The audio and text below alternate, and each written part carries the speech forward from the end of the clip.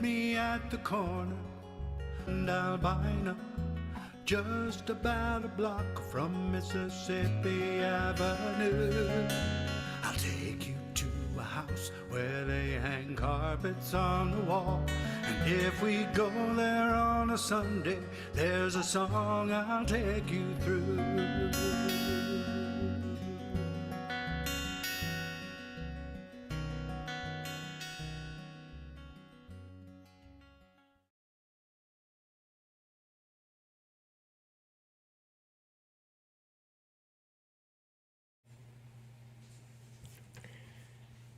Happy Sunday and welcome to Open Mic America, everybody. I'm Daphne Ramil. I'm going to be your MC today. And we have Mike Simpson with us, who is our interviewer, and sometimes he performs on Open Mic America as well. And we have Dave Williams, who is our engineer and the founder of this wonderful show, and also the creator and builder of Dandy hybrid guitars. And you'll hear a little bit about them later. So our mission is to support your local open mics and your lovely acoustic venues also, where you can go in person and see songwriters performing their original music. Tonight, thanks to technology, we get to do that. We get to travel all over the country and even outside of it tonight, and see those very same performers in their own living rooms. So without gimmicks and frills, this is the DNA of American music, or North American music, a tapestry of stories and songs that people have been weaving together for generations. And now, let's introduce all our performers. So, performers can wave. We have Jonathan Pogorelskin from Pacifica, California. We have Ann Sandstrom from Burlington, Massachusetts. Rich Fassler from Bainbridge Island, Washington. Andy Revkin from Lemoyne. Oh my gosh, I don't have a state here. Andy, you're going to have to tell us where you're from. We have Rico Rodriguez from Amherst, Massachusetts. Ric Page from Haverhill, Massachusetts. I always ask him how to pronounce that. I might have done it right or wrong, not sure. Medine from Oregon City, Oregon. And Dougal from Toronto, Ontario. So now, without further ado, we're going to go to our first performer, who is Jonathan Pogorelskin from Pacifica, California. And he likes to play in small venues like Biscuits and Blues, Chit Chat Cafe, and Sophia's Kitchen in Davis, California. So take it away, Jonathan.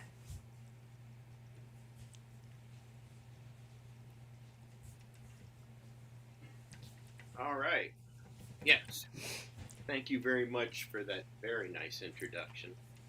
And I'm very much impressed that you were able to pronounce my name correctly. I mean, I still don't get it right all the time. So kudos to you. All right, I'm going to do a couple songs I wrote. This first one is called The Ballad of Donnie and Bonnie.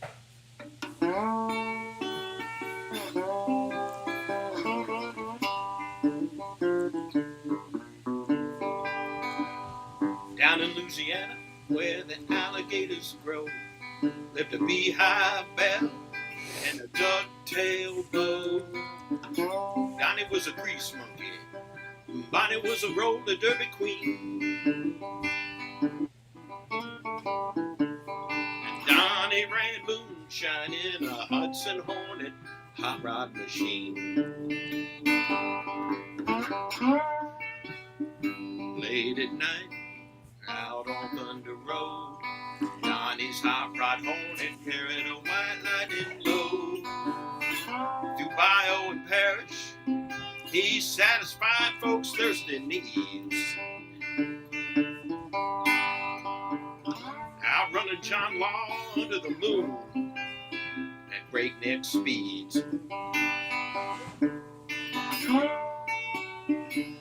Sometimes sweet Bonnie would be sitting by his side, along for the thrill as well as to give Donnie a ride. She was a red hot pistol, oh, hell on wheels, and she could stop a man's heart in her fishnets and stiletto high heels.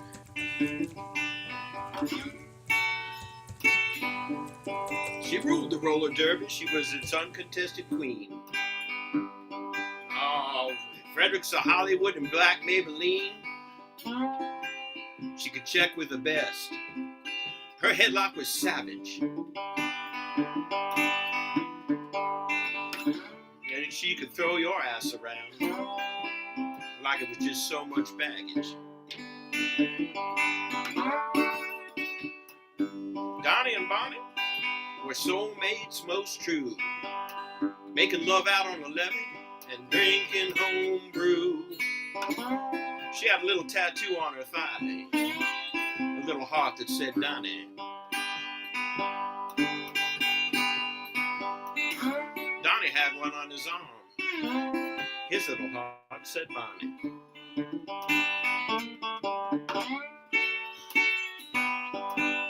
Lived fast and hard, that was their creed. Hell-bent for leather, his chills and speed. Oh, now and forever, may they ever reign supreme. The King of Thunder Road and his roller derby queen.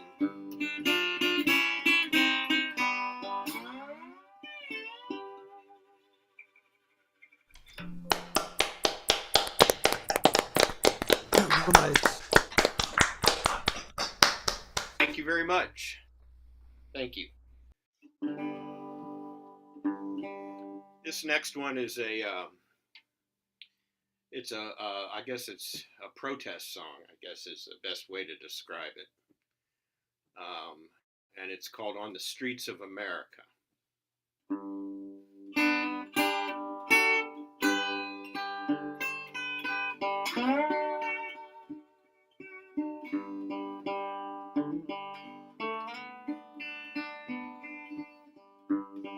On the streets of America, there are people arm in arm, blowing whistles, taking pictures, trying to keep their neighbors from harm. Some are getting pepper sprayed,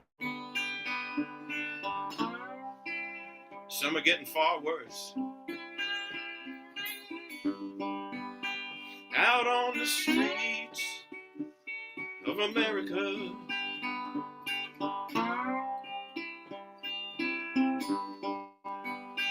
out on the streets of America,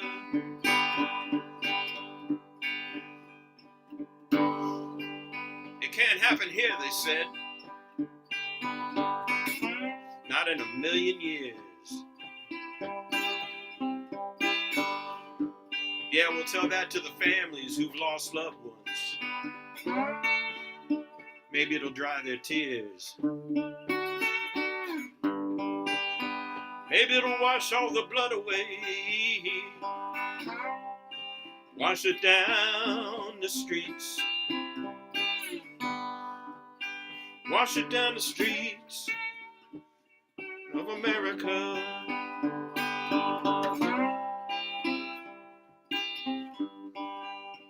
Wash it down the streets of America.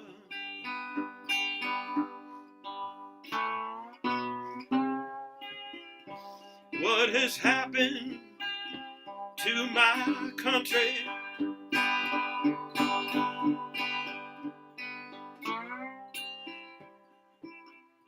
What has happened to its soul?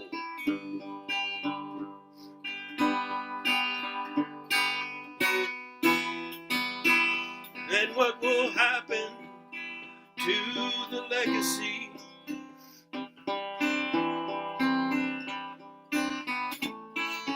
So many died and sacrificed for so long ago.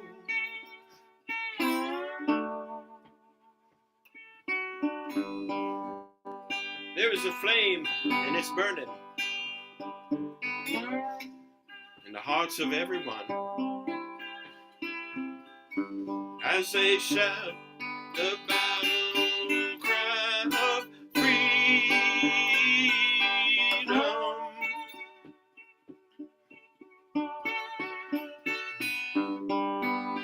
It's growing hot, it's glowing bright, like 1,000 suns. On the streets of America,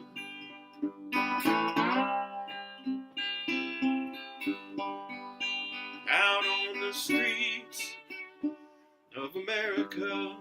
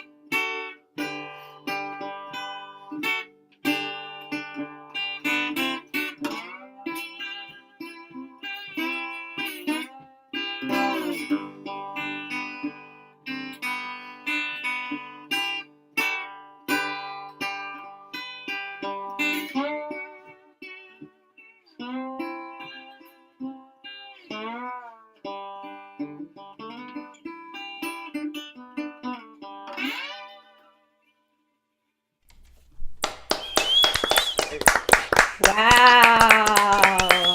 That was great, Jonathan. A real Thank great you. plan. Thank you. Thank you so much. And now we have Mike, who's going to have a little talk with you. Yeah, got sent to the principal, didn't you? Okay, probably not for the first time. Maryland, you're from Maryland. Yes. A lot of blues in Maryland. You heard those when you were young, I understand, and Yeah. that's it there. Can you talk a little bit? There's a comment on your website. It talks about use the term Piedmont blues. Can you give us a little? How do we know that we're hearing Piedmont blues as opposed to Delta or Chi or Memphis or Well, the Piedmont blues tends to be a little more intricate in the guitar playing. More, the guitar is played more like a piano. Blind Blake is a good example of Piedmont style blues. Blind Willie McTell was a Piedmont blues artist, and yeah, I mean that's about it. That's as much as I know, really. Cool. So that first song, what brought you to write that? And how do you know Hudson's? And how do I know what? Hudson Cars. Well, I'm old. Oh, okay. Mike. All right. Well, you look so young. I thought maybe you were not old enough to know. No. And also I was a cartoonist for cartoons and drag cartoons and Hot Rod magazine and things like that. Well, okay, there you go. Yeah, so I knew all about Hudson Hornets and Flatheads and everything, and yeah. Then I don't know, these songs, I don't have any control over them. They come to me, and I'm basically just taking dictation. Right. Yeah. A lot of people feel that way about their song. Streets of America. I was actually in a discussion just a few days ago with someone who was they were kind of complaining. They said the truth that's out there that we see all around us, or many of us see it all around us. You don't hear it enough coming out in new songs in the blues genre, and so I thought that was a very cool part of Streets of America. How did that one come to be written? What drove that? Well, I've been writing songs for over 50 years, and it's very intuitive now. It's not really very very laborious process. I get an idea, I sit down, and usually, the words just start coming out and everything. And I saw what was going on in the country, and it was really hitting me hard. And um, this idea just, came to me to write a song about it. And since everything was happening on the streets of America, that the title became rather obvious from the very beginning. And then I just started describing, what I saw and what I felt, and the song kind of just came out in about 45 minutes, and it was written. Yeah. Now I'm guessing that came out in 45 minutes may not have included those cool slack key licks that you're an open G right there. Yeah. Yeah. Those cool slack key feeling licks that you were using in there and supplementing, stealing from the Hawaiians there a little bit on that. It sounded like it. Were you conscious of that when you were doing that, or? No, not at all. I just kind of noodle around when I'm playing. I've been playing so long, I don't really think about it as much as I used to. So, I know there's that's a Hawaiian lick. Yeah. That's a slack key riff. So, I guess I incorporate those just intuitively when I feel that the chord progression calls for it. Right. Yeah, it's in your bones. Yeah. All right, man. Great stuff. Loved both songs. I particularly like the guitar work on Streets of America. Very nice. It's good to have you back. And I am sure that you'll be back again. What do you think? Oh, yeah, absolutely. All right. Great to see you. I'm going to turn it back over to Daphne now. Thank you.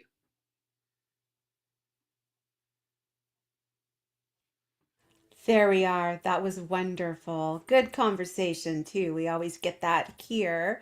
And I forgot to mention that Jonathan plays at some small venues. Oh, I did mention that. I don't want to say it again. Okay, next we have Anne Sandstrom, not a stranger to Open Mic America. She is from Burlington, Massachusetts.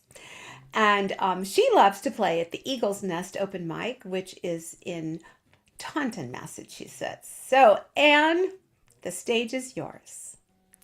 Thanks, Daphne. It's great to be back here. So I'm going to start with an older song of mine called In the Underground.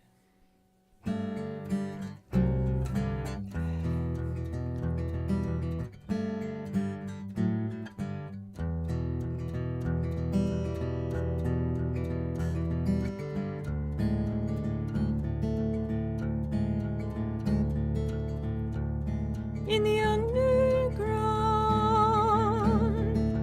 Pablo paints the tunnels red with the cursing words too big to fit inside his head. In the tunnels, on the tiles, where the puppet people file. No one sees, no one reads words like blood, words like weeds.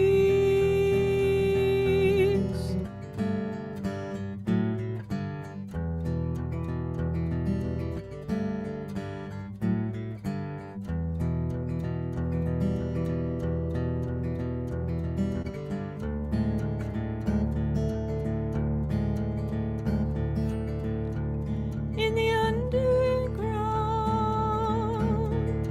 Janie pulls the papers round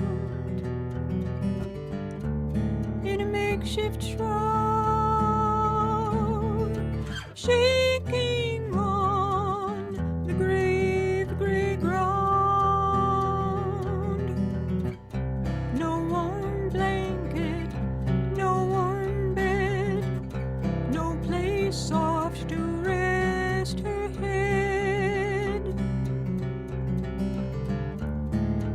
chill in the wind ruffles up her too thin skin.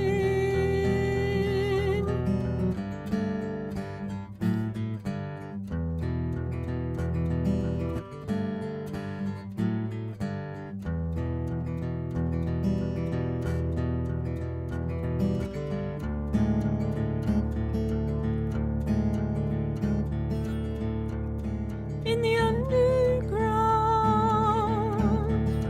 I am only passing through. You don't see no one, and no one looks at you. Like a ghost in the green of this eerie half-lit scene. In between, in a daze, in the heart of this dark place.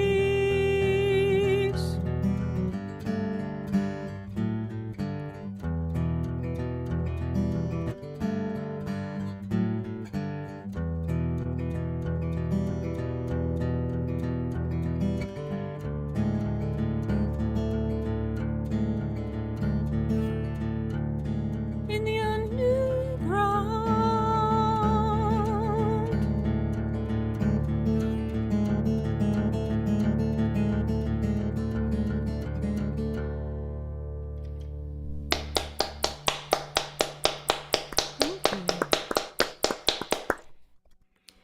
well,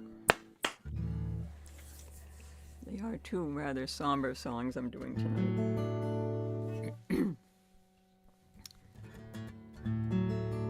This is called What For?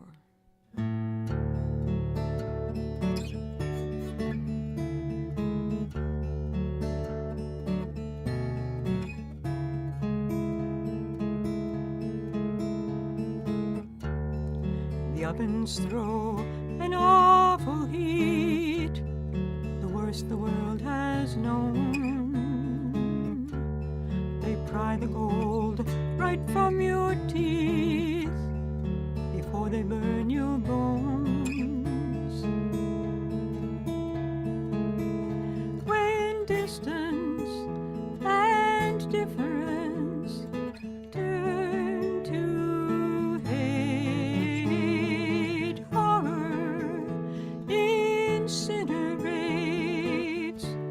in the name of state. Where is the peace? They're still waging war, while we wonder what for.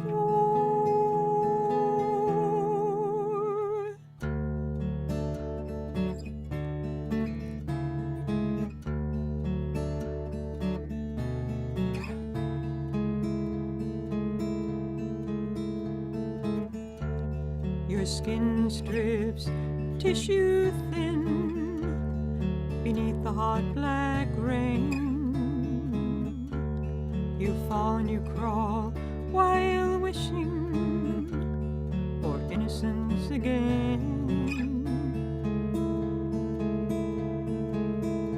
When distance and difference turn to hate, horror hangs up a cloud that never dissipates. Where is the peace? They're still waging war, while we wonder what for.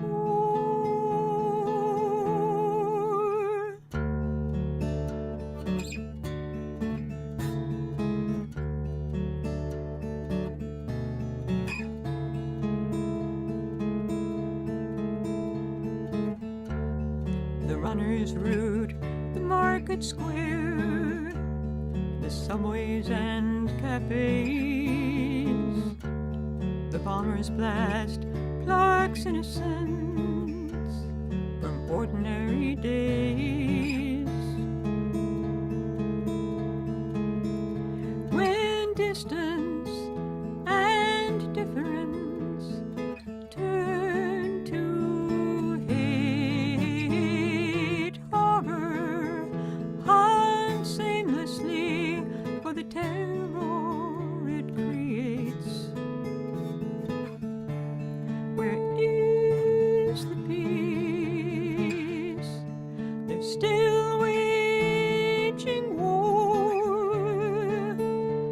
while we wonder what for. An eye for an eye makes everyone blind.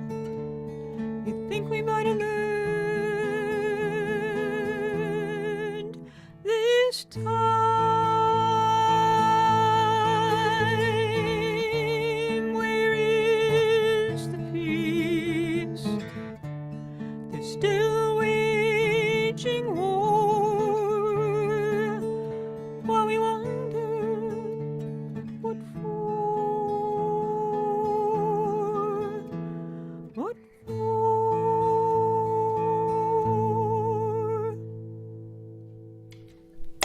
Ah, beautiful. Oh, so beautiful, Anne.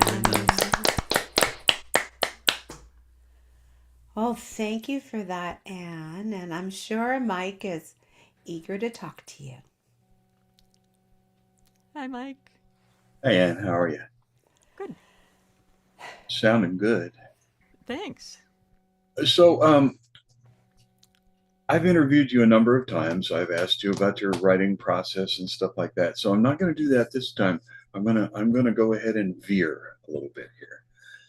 That first song, and it, by the way, is well known in the folky community as being a great proponent of altered tunings and alternate tunings both. So what were the tunings for the two songs? It's a variation on open G, so it's C, G, D, G, B, C. G, B, C? Yeah. So C, B, G.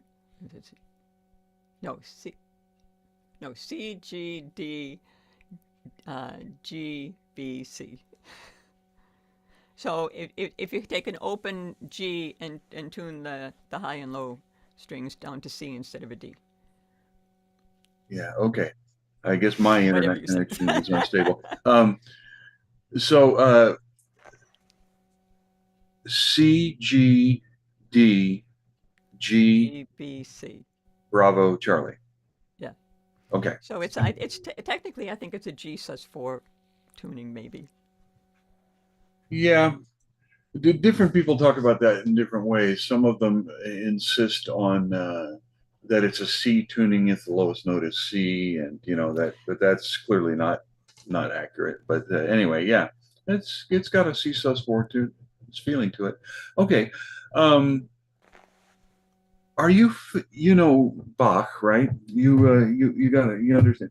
Do you know the Brandenburg concertos? Mm-hmm. Do you know why I'm referring to your first song and Brandenburg number 6 at no the same one's ever time? said that. Oh, I've never thought about that.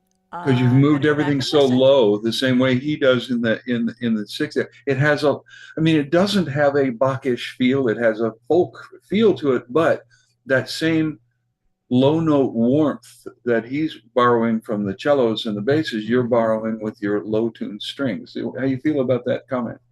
Yeah, and that's interesting because I play that on only the bottom 4 strings, even though the whole thing is tuned because we'd have overtones that wouldn't make sense otherwise. Right. But yeah, oh, it would be really cool. I might do this. Write this out and do it as a cello. Yeah, or on a I could just do mandocello. it, virtual instruments. If you can get a hold of a mandocello, it would sound good on that too. Oh, well, funny you should say that. I have a mandocello, but man, is it hard to play. Yeah, well, take it to a luthier and see if they can make it easier to play. They're never really easy to play. The strings are so wound. They're, Yeah, they're big. They're wide. Yeah. Yeah. Cool. And the thing about one of Bach's contemporaries made a German pun that you can also make in English. He says Bach's sixth Brandenburg Concerto is disappointing after the first five, which are lively, driving pieces, blah, blah, blah, blah. Apparently, Johann was attempting to get a sense of mystery. To me, it's a mystery why he wrote it. Not a very nice comment, but so the second song, on that one, talk a little bit about what was happening with you and how you were feeling when you wrote it. Well, that song came about because my husband, John Lorenz, wrote the foreword for a book by a survivor. The author and her mother had survived the bombing of Hiroshima, and she asked John to write the foreword to the book. And I read the book, and that's where the second verse came from. Okay. I'm wondering. And then the first verse, well, then I thought, what am I going to do? So then the first verse is about the Holocaust, obviously, and I thought that would fit. And then the third verse came a little bit later because I said, well, I want to bring it, make it more contemporary because, things are still happening. And it was around the time of the marathon bombing in Boston. So hence the start of that, the runner's route, the market square. And I have to say, there was an August 6th commemoration of the Hiroshima bombing around the corner, at a church around the corner within sight of the marathon bombing. And John and I were asked to play at it. This was a few years ago. And I wasn't thinking about it. And I got to that verse, and I almost couldn't sing it. The runner's route. But I did, Yeah, I used to teach school, and I had a lot of classes that had fifth graders in them. And the fifth graders were terribly impressed when I would read them the one about the little girl, Sadako, and the thousand paper cranes. And the paper cranes. Yeah, and I would get to the end of it and all the pieces, they love that. Yeah, no, it's sometimes we write stuff that's hard for us to sing. It's just hard to do, Yeah. Well, Anne, thank you for gracing our virtual stage here once again, and I'm sure as I say, I'm sure we'll see you again. Lovely stuff. Looking forward to it. And here's Daphne back. Thank you. Whoops. Thank you for that. That was so beautiful, Anne. And now we're going to go to Bainbridge Island in Washington. Yes. And we're going to hear from Rich Fassler, who sometimes is on the show doing exactly what I'm doing now. But he also plays a lot of music. So he plays at the Music Matters Showcase and Open Mic America, but he also plays at the live open mics in Fletcher Bay Winery on Bainbridge Island. And he's part of a local trio that are called, wait for it, the Harmony Wombats. Yes, and you can find them on harmonywombats.com. It's pretty straightforward. And they play at wineries and breweries and special events throughout Kitsap County in Washington. And now he's here with us, so take it away, Rich. Wonderful Kitsap County across from Seattle, across the Puget Sound. All right, so this is a brand new song. I actually finished it, finished the lyrics yesterday. The tune and the chord progressions and stuff have been hanging around in my head for, probably a month or so.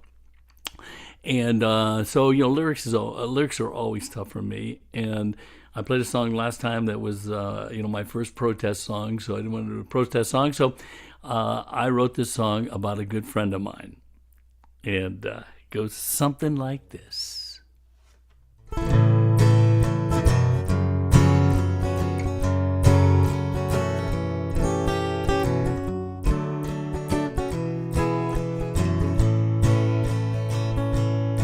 It's a brand new day, yeah, the sun's in the sky. Stretching on the carpet, she is ready to fly. Another adventure waiting to unfold. Moving towards the door, she is ready to go. Looking back at me, asking why you're so slow. She's ready for the world, she's ready to rock and roll. 'Cause the world is a walk and she's taking her time. Every tree holds a message, every hydrant's a sign saying slow down your life. You might finally see there's something in the magic, and the magic is me. Life with my dog.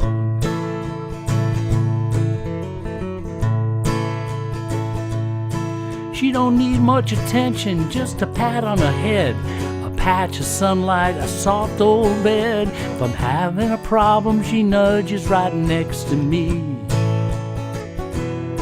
If the rain starts falling, the sky is cold and gray, she starts flashing through the puddles, makes my problems go away.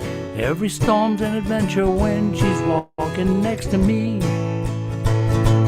'Cause the world is a walk and she's taking her time. Every tree holds a message, hydrant's a sign saying slow down your life.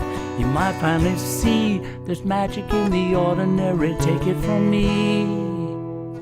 Life with my dog.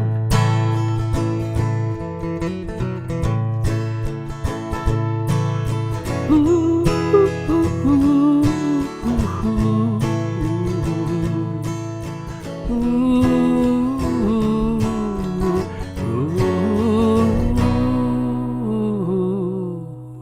Well, the day is ending and the light begins to fade. She sits with me in silence, feeling safe and not afraid. The world feels perfect, the moon climbs through the trees. Someday she'll grow older, her steps slow down. She'll still greet the morning like the best day she's found. Walking side by side, it's a favorite memory. Yeah, the world is a walk and we're taking our time. Every heartbeat a rhythm, every moment a sign. I followed her lead and I can finally see there's magic in the ordinary. Take it from me. Life with my dog.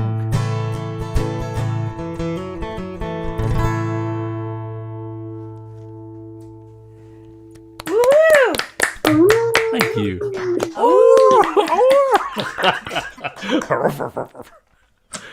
All right, that is Life with My Dog. I'm going to change guitars here for a minute.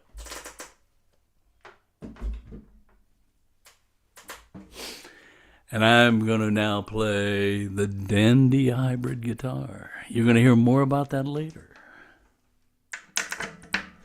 From the designer and builder. All right.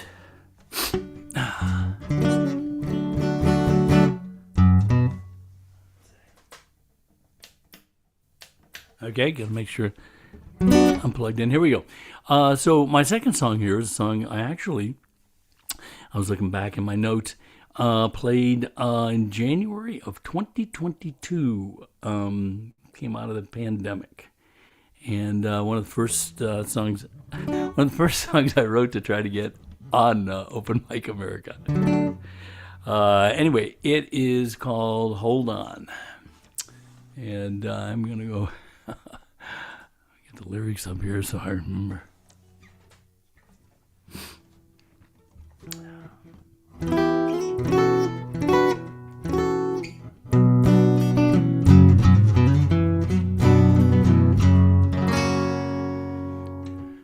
I used to know a girl from years ago. We held each other's hearts inside our dreams. Her hand in mine, her golden hair would shine, but nothing really was the way it seemed. One summer day, I drove a long way. I turned the corner, then what did I see? That special girl, the one who was my world, was walking with another man, not me. Well, hold on, how did did things go wrong? How was I not able to see? I've come to find you get no peace of mind trying to figure out life's mysteries.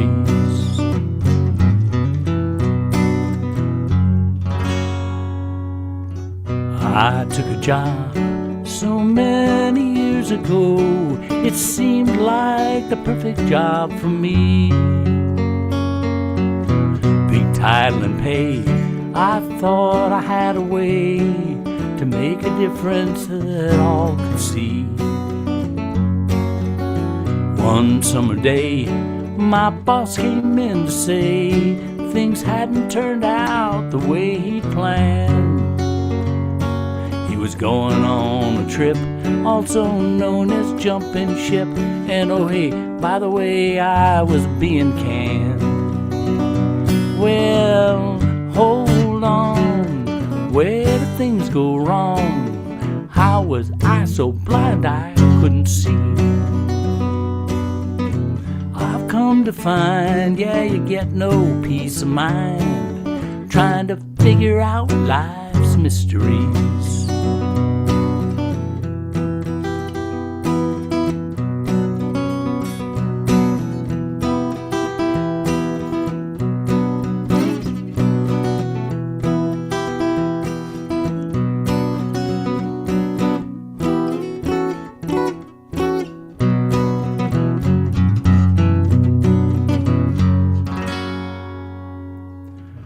I used to live in a friendly little town.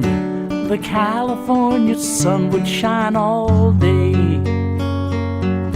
I thought I'd spend the rest of my life there, enjoying the warmth of the South Bay.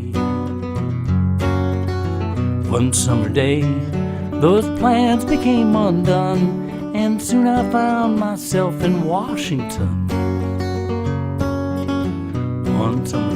So now I sit and strum a little tune, waiting for a little bit of sun. Well, hold on, have things really gone wrong? Is this the way that it was meant to be? I've come to find you do get peace of mind, letting life just roll on, let it be.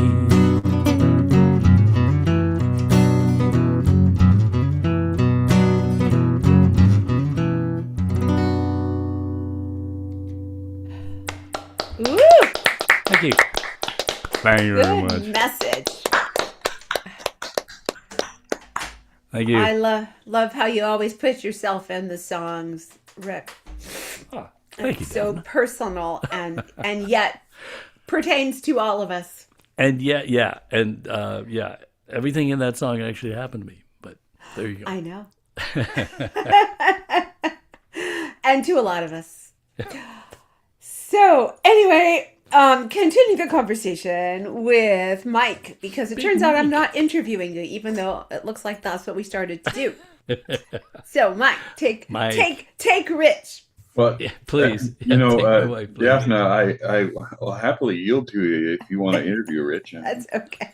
these extensive notes I've taken don't necessarily matter. You know. All right. Yes, sir. So it had been a while since I hit your website, and so I always like to do that for people, do a little research on it.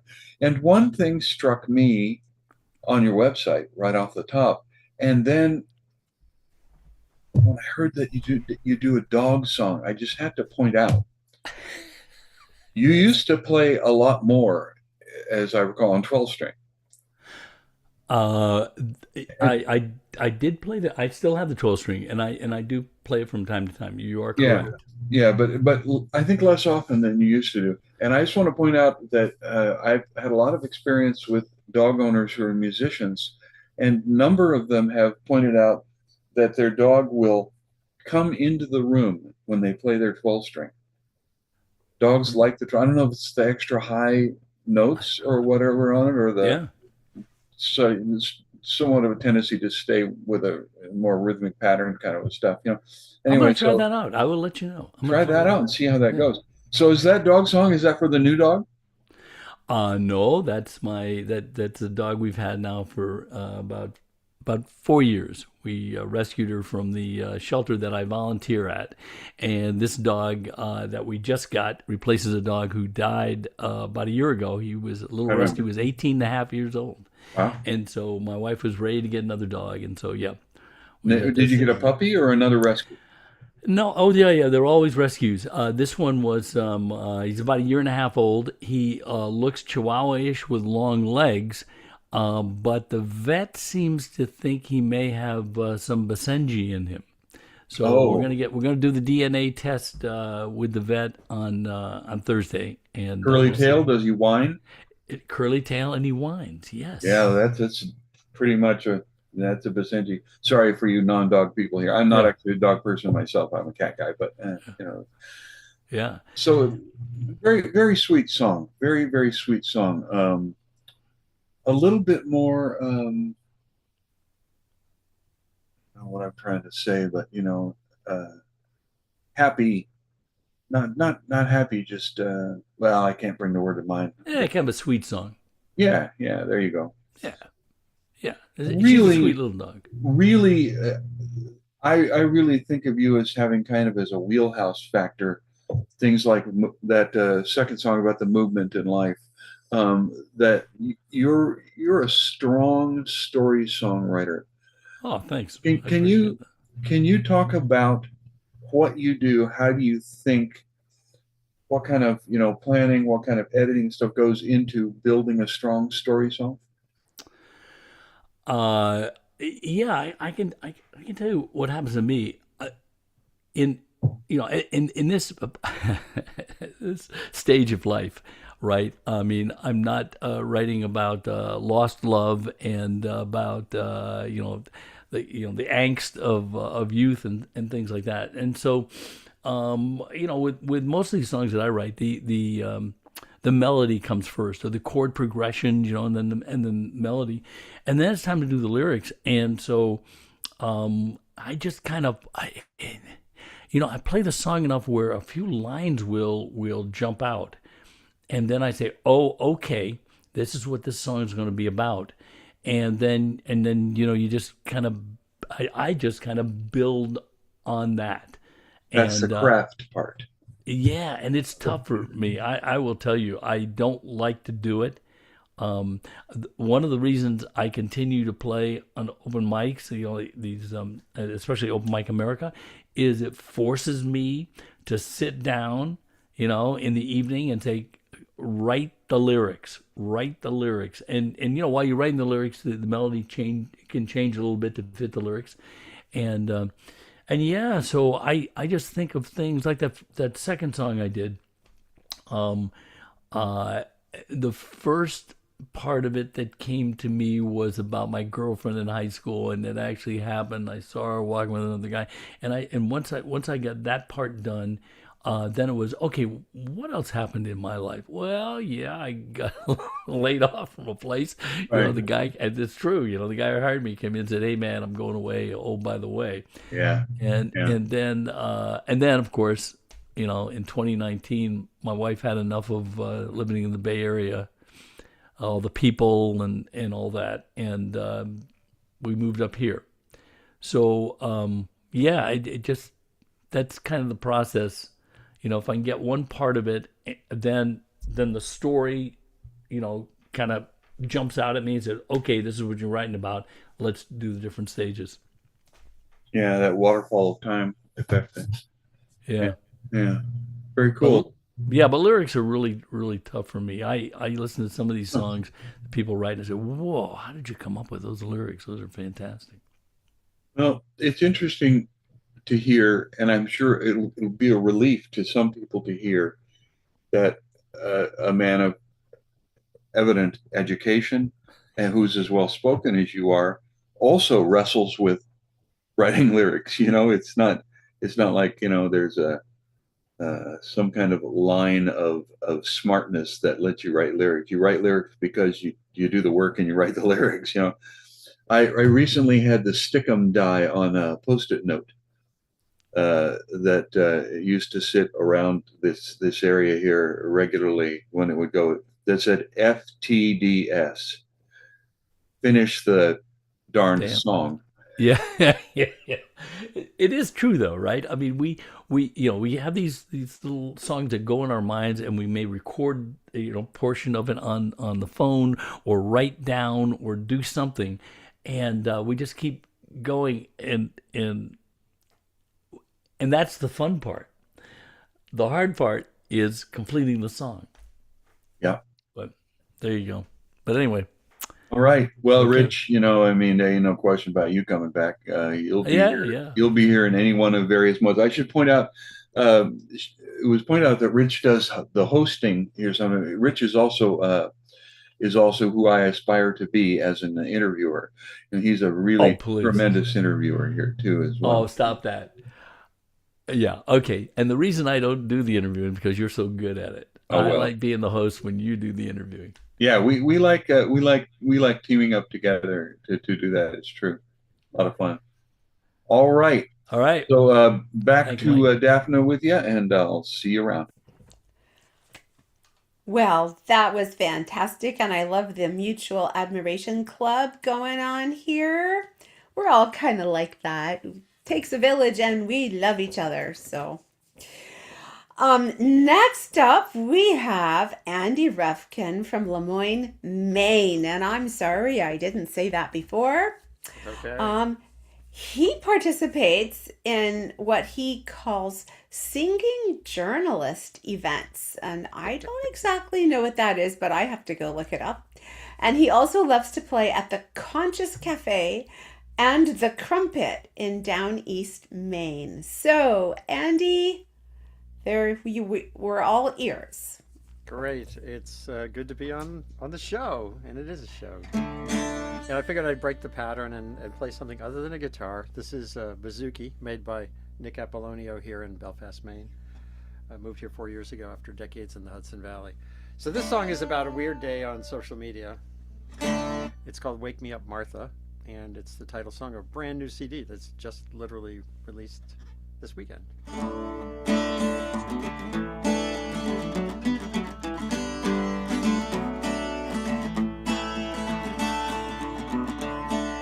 When I woke this morning, seemed like any day. Down my coffee, fed the dog, and lunched my PBJ. But things got weird in a hurry as I scrolled on through the news. The deeper that I dug and read, the more I was confused. Pundits weren't yelling, even swear that some agreed. Armies weren't bombing, all I saw was harmony. Oceans weren't boiling, ripe fruit in every tree. There's just no way on planet Earth this is reality. Wake me up, Martha, get me out of this dream. Wake me up, Martha, this can't be what it seems. Wake me up, Martha, this must be fake news. Please wake me up, you know good times give me the blues.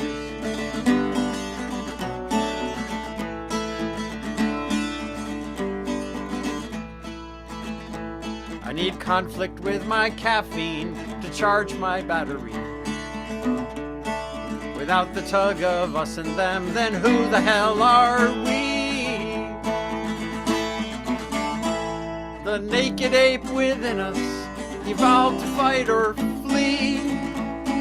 There's just no way on planet Earth this is reality.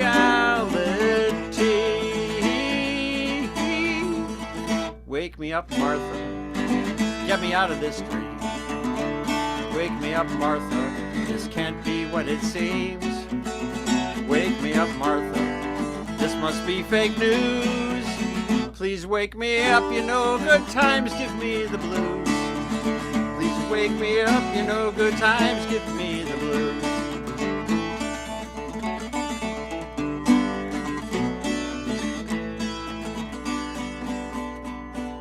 Woke up the next morning, still seemed like any day. Down that coffee, fed that dog, and munched my PBJ. But I threw my phone in the corner as I walked out the front door.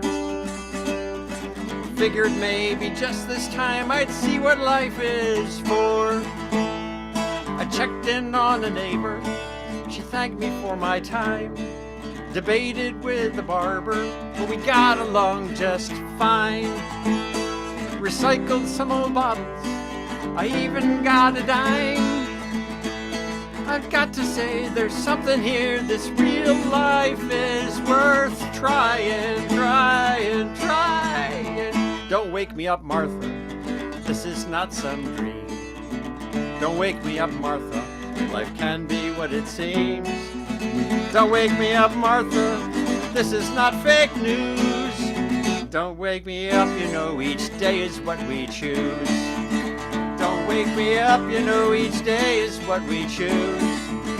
Don't wake me up, you know each day is what we choose. Don't wake me up, you know each day is what we choose.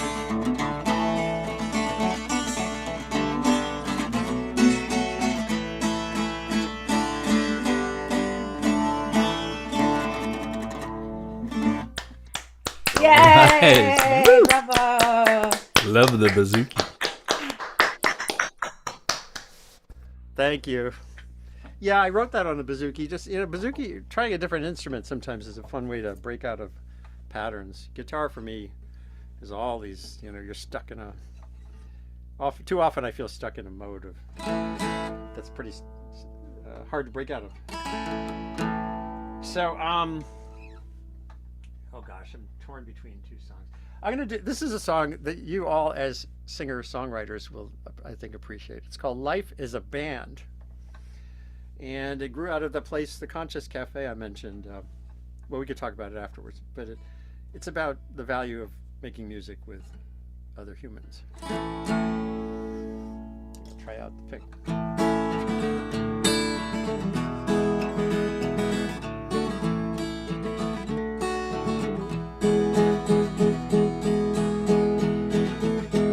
I used to sing and strum up on the stage all by myself. Some Dylan and John Prine mixed with some songs of mine. But something was not there, licks and lyrics were to spare. Customers drinking and scrolling and yapping, once in a while some scattered clapping. Then walking home from a sleepy gig, a fellow called my name. He said, I love the way you play, but there's a better game. Life is a band. No more singing on your own. Life is a band. Grab a uke or saxophone. Life is a band. Alto, bass, or baritone, come add your voice. Let's make it grand. Life is a band. Said right down the block there is a place you have to see. We gather every weekend for a potluck jamboree. Bring some wings or a saxophone, bring some wings or a casserole, flute or a mandolin. Choose folk or blues or an Irish tune, and then we start to sing. Life is a band. No more playing on your own. Life is a band. Grab a uke or saxophone. Life is a band. Alto, bass, or baritone, come add your voice. Let's make it grand. Life is a band.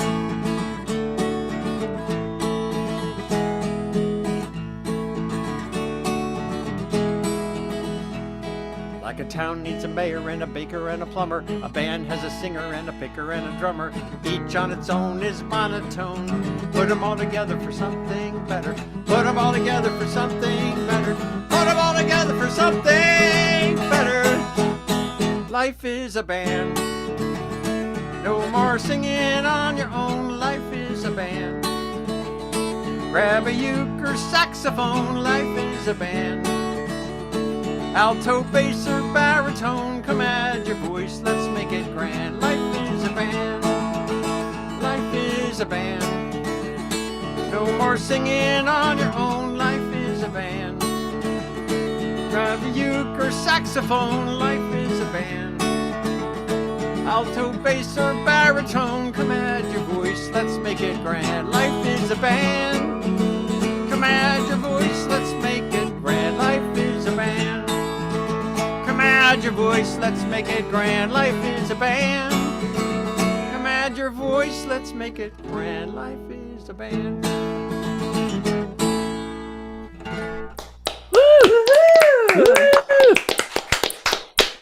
Wow, that's a great song. Boy, do I love that bridge. Oh, Yep. good. Yeah, Yeah. that was great. It came late. You know, bridges sometimes take time. Yeah, that was great. Okay, well, here we go. I'm going to hand you over to Mike Simpson. All right. Interesting stuff, man. First off, as a fellow bouzouki and octave mandolin player, I'm pleased to see the instrument get highlighted here. They're wonderful things. They, I've been following their development for 60 years, and I really liked it when I saw them starting to appear with like bands like Journey and things like that. You'd see people playing those. Hey, unless something is going on with your reversing things in the video, you are an Elizabeth Cotton Dick Dale style player, huh? You're correct. Yeah. Okay, good. Make sure I wasn't hallucinating. Picked it up wrong when I was 17, and if you do something wrong long enough, you can. Yeah. Yeah. It's you pick it up, you think it's wrong, but then you realize that it's left right. It's it's a great way to play. I do it from time to time just for giggles and grins.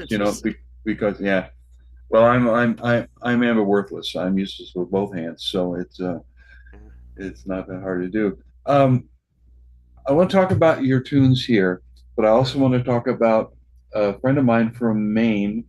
Well, not really a friend. I met him a couple times at a couple of the Augusta folk festivals and at the one in Texas, Kerrville. Yeah. And he's a fan of yours.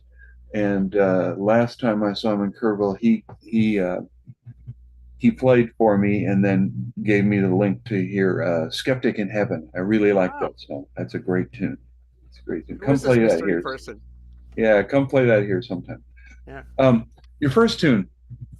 I am a huge fan of reversal tunes, where we talk about how bad it is to be happy, and and we flip it like that. What brought that on? Oh well, yeah, I kind of live on social media. I'm a journalist. I have a blog and a webcast, and I've written about these issues around how the whole system is designed to take you down and all that stuff. And I just one day woke up.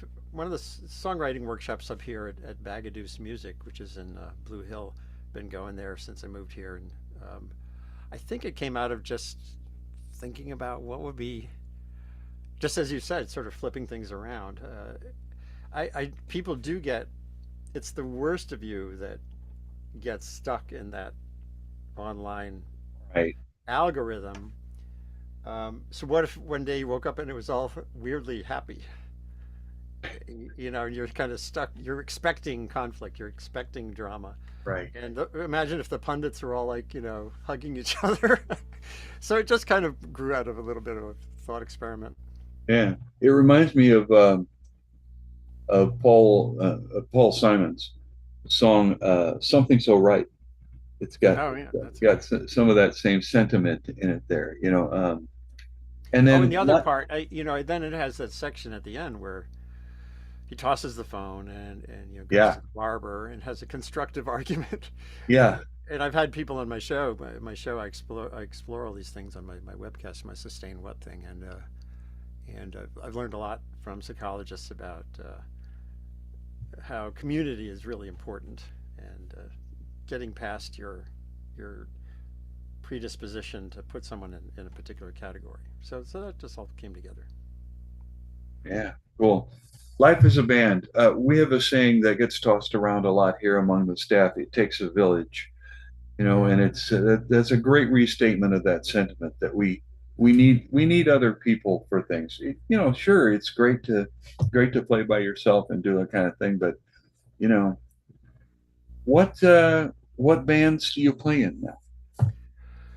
Well, I moved to Maine 4 years ago, and in the Hudson Valley, I was there for 30 years. I played with Pete Seeger for 20 years off and on, and I had a whole community. I had two different bands. So when you come into a new community, especially at a certain age, everyone's already in their bands. So I haven't gotten there yet. But there is this magical place I mentioned, the Conscious Cafe in Ellsworth. They have a thing called a kitchen junket. It's basically, as I say, a potluck jamboree every Monday. Ellsworth, anyone can go, and there's teenagers and 85-year-olds. There's musician. There's a guy who's Turkish. He plays a saz, like a long neck sitar-ish kind of thing. Mm-hmm. And you just get together and share songs, low pressure, and that's where that song came together. I had been in a band in the Hudson Valley where I really had that experience for the first time. That was decades ago. Very and cool. I was thinking about having that be a song, but it only came together when I went to this potluck jamboree here just the last 6 months. Outstanding. Yeah, I should have mentioned that. I knew your name originally because of your work with Pete, and Pete Seeger, and I'm fairly good friends with a guy named Bob Reed, who you probably also know if you knew Pete Seeger. He was one of a guy who was one of Peggy Seeger's rescues, who lived with them for many many years. But yeah, so I my grandfather would put it like this. He said, "Get yourself back here, son. Come back, play for us again. I am looking forward to that." Oh, I'm happy Great. to do it. Drop Yeah, my hat. great to hear your stuff. Wonderful stuff. Thanks. Thank you so much. I'm going to let Daphne have it. Hey there. Yeah, that was great. I think it's the first time we had a bouzouki on Open Mic America. I mean, we've had other instruments. No, it wasn't the first time, Mike. There was another bouzouki. Yeah, I played. I Oh, played. you played it. Okay. Well, I sit corrected. Um, so now, are you thinking about free guitars? Because we're thinking about free guitars. Everybody who's on the show, whether they're performers or hosts, they will get a ticket in Dave Williams' Fishbowl. And he will have an annual drawing for one of the guitars that he builds, and they're called Dandy Hybrid guitars. And a couple people have won them, and they play them on this show also. So I'm going to let Dave talk about it, but before that, I'll introduce what it is. I've been talking to Dave ever since he started building these, and the process is amazing just to see how it evolved from the way he started. He wanted to build a new kind of a guitar. So what is it? It's an acoustic guitar with a unique design that has a distinctive sound at a higher volume than flat top guitars. Well, so whether it's an open mic or a circle jam, a campfire, or an open box car and a moving train, I bet you could hear it on that. The Dandy Hybrid will deliver. So I'm going to put a link to Dandy Hybrid guitars on the chat of the YouTube, but now we're going to turn it over to Dave Williams, Capo Dave Williams, our founder, to talk a little more about it. Thanks, Daphne.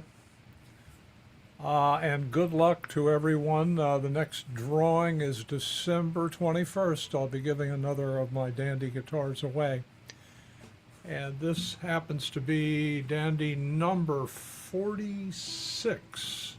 Number 46, and it's rosewood spruce, all solid mahogany neck. And it's worth talking about what makes a dandy guitar different than flat top guitars. 3 things.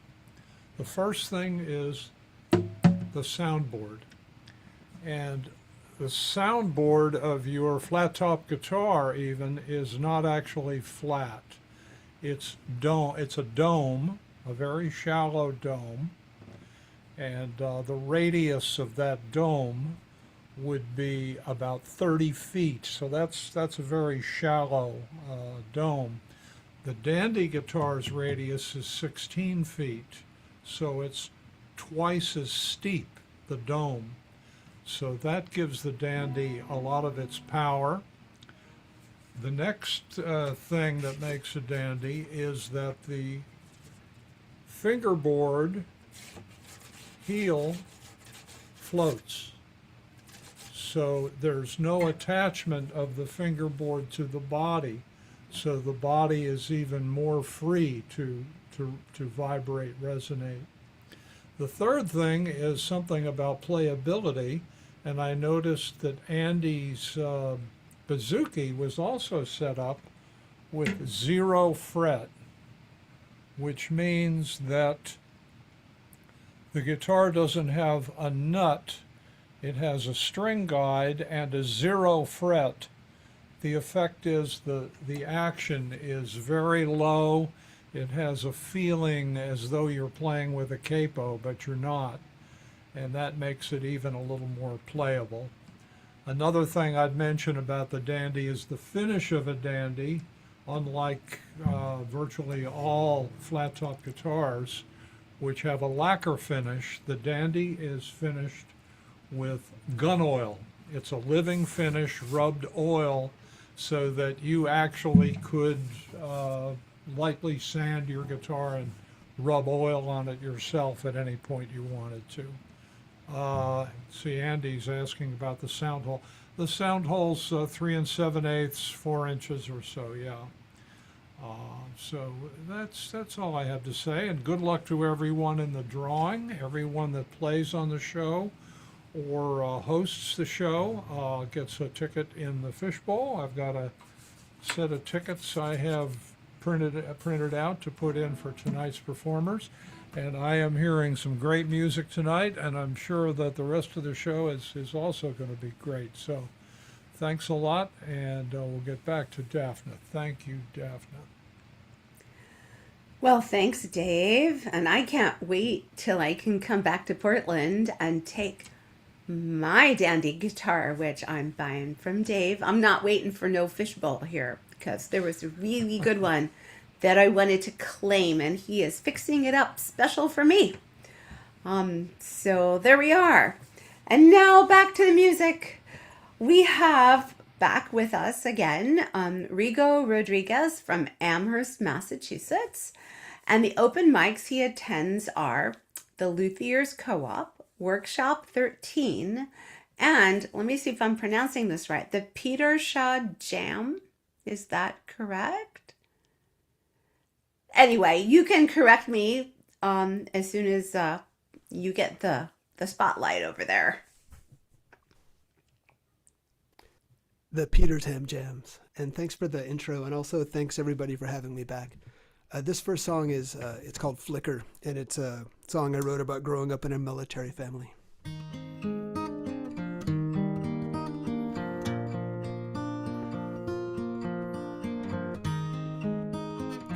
There's a war in my blood.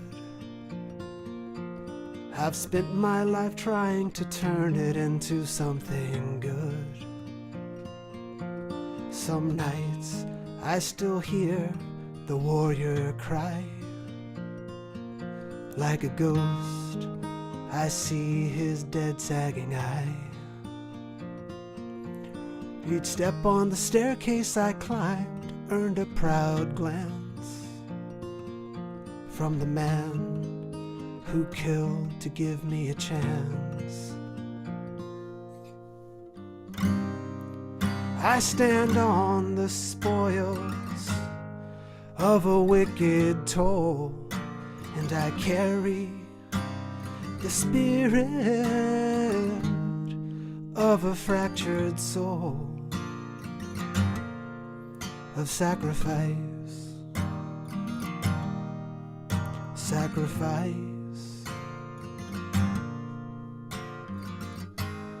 The badges of a hero hid the man. Complications I'm not sure I'll ever understand. And sometimes a raw, wild anger would take root for days. We'd try to remember his mind was a bullet-holed case. He once said, son, I didn't just give you my name, I fought to give you a flicker. I hope you'll make it a flame.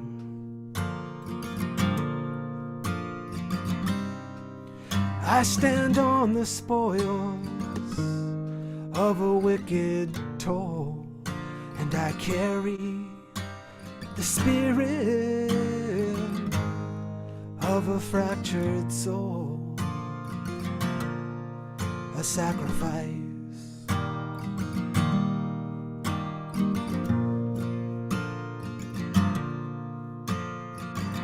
Poor brown kid joined up, and they shipped him off to war. 4 years of hell so his kids, they could soar. In this land of opportunity, there's a cost to breaking out of poverty. I stand on the spoils of a wicked toll, and I carry the spirit of a fractured soul, a sacrifice.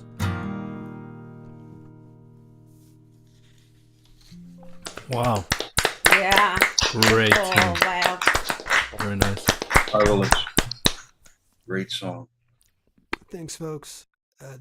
The other song I'm going to do is called Emerald Lake. I'm going to tell a quick story about its genesis. So I published a story recently in a new venue called the Ranger's Almanac. This is available online now if you're interested. It's full of all great stories. The unifying theme is that they all have to do with national parks, and this is going to be sold at state parks, national parks, and so forth. It's worth checking out, Ranger's Almanac. So in the story that I wrote that was published in that, there's a songwriter who in the course of his life, which is the course of the story, he finishes a song. So a couple weeks before this volume went to press, the editors wrote and said, hey, we loved the song in the story. Do you have a recording? So if those of you who've been in the art game long enough, you know that when an opportunity comes, you always say yes, right? So I didn't have a recording, but I said, I don't have one, but we can have one for you, no problem. So I wrote my bandmates and said, hey guys, we have this opportunity to record a song for this journal. Unfortunately, it's going to press in 10 days. So we got to get it together if we're going to do it. So of course my bandmates said, yeah, let's do this. So we recorded it, and it's on all the streaming services and all of that. And if you're interested, my band is called Black Door 74, and blackdoor74band.com is where you can find our stuff. But we're also on all the streaming services and whatnot. And the song, like the story, is called Emerald Lake. So I'm going to play that for you now.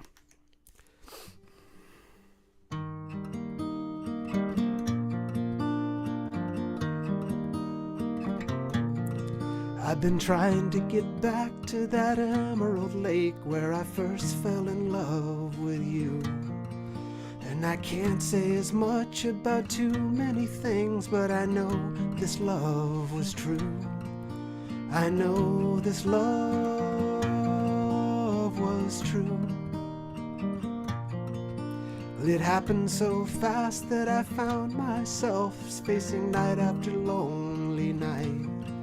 And And I knew that I couldn't keep living this way, even though missing you felt right. Even though missing you felt right. The world still turns and fire still burns. You were a flash and a short thunder crack, and there's no bringing you back. But still I'll try.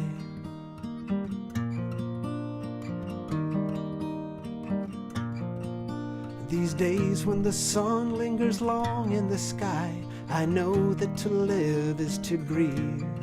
As the wind howls on, we sing sad songs, and we find the will to believe that one day we'll be together again. The world still turns and fire still burns. You were a flash and a short thunder crack, and there's no bringing you back. But still I'll try.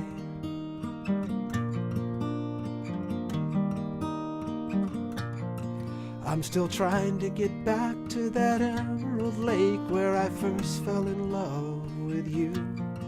And I can't say as much about too many things, but I know this love was true. Yeah, I know this love is true. This love is true. Oh, so sweet. There you go. Yeah. Love it. Nice. Okay, Mike, have at it with Rigo. Rigo Rodriguez, here we are again. Yeah, so good to be with you. Yeah, it's always great to see you. I say hi to your bandmates next time you see them from me. I miss them. I just have to say it. You cheat. You're an author. You're a painter. You're a musician. You play in this great band. So is it any wonder that your songs are good? No, it's always a wonder when a song goes out well. You know? So that first song, how long was that in the offing in terms of mentally, building it and all that kind of stuff? I think I've told you I often mull songs for a very long time. That one Yeah. was the better part of 10 years before I decided it was finished. It had that feel. Yeah.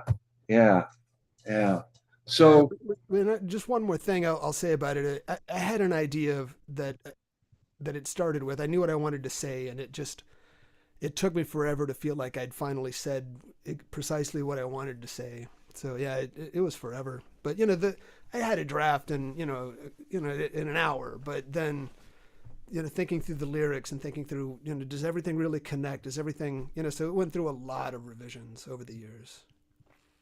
yeah.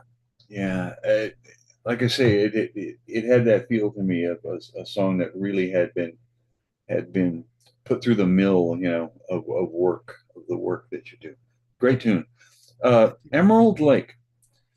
You do a fair number of what I call place and time songs, snapshots, of a thing. This one is even more than usual. It was very painterly. It has that quality. They sometimes talk about poetry as being painterly, and I felt that one. You think I'm right about that? Yeah, that's what I was going for sure. Yeah, right. So when you're dealing with something where you have an idea outside just I'm going to write, chords and melody and lyrics, when you have a quality that you want to bring to a song, what are the tools that you bring to that task? That's a great question, Mike. I'll say I love listening to your interviews, and I love being involved in one. It's great.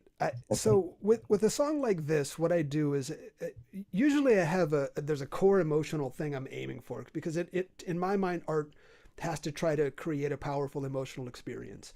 So with a song like this, I had the Emerald Lake image. And Emerald Lake is it sounds like a supernatural place, right? And I think most of us have moments in time that felt supernatural. So that was kind of the image that I was going for. The lake is like these supernatural moments where, you meet a person who becomes a partner for life, or you meet a best friend, and you think back on that moment, and maybe there's some image or something that was present that lingers, that comes to encapsulate the whole experience that you had. So for me, that's what I was going for with Emerald Lake. And then from there, it was how do I put together a set of feelings and experiences that serve that core thing of there's these supernatural, almost supernatural like moments that we have in life that might be paired with some image, so that people would feel that again. So for this one, I wrote down just a lot of different experiences that I'd had,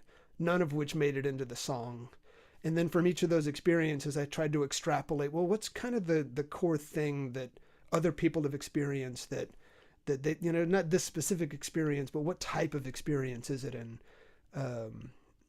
So that's kind of what I did with this one. But for me, every song is different. Every story is different. And that's part of what gets me out of bed in the morning is I've always got something I'm working on, and I go to bed thinking about something, and then I wake up in the morning and usually think, okay, maybe this will work.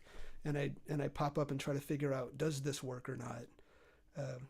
Did that answer your question? It does, and it's helpful. There's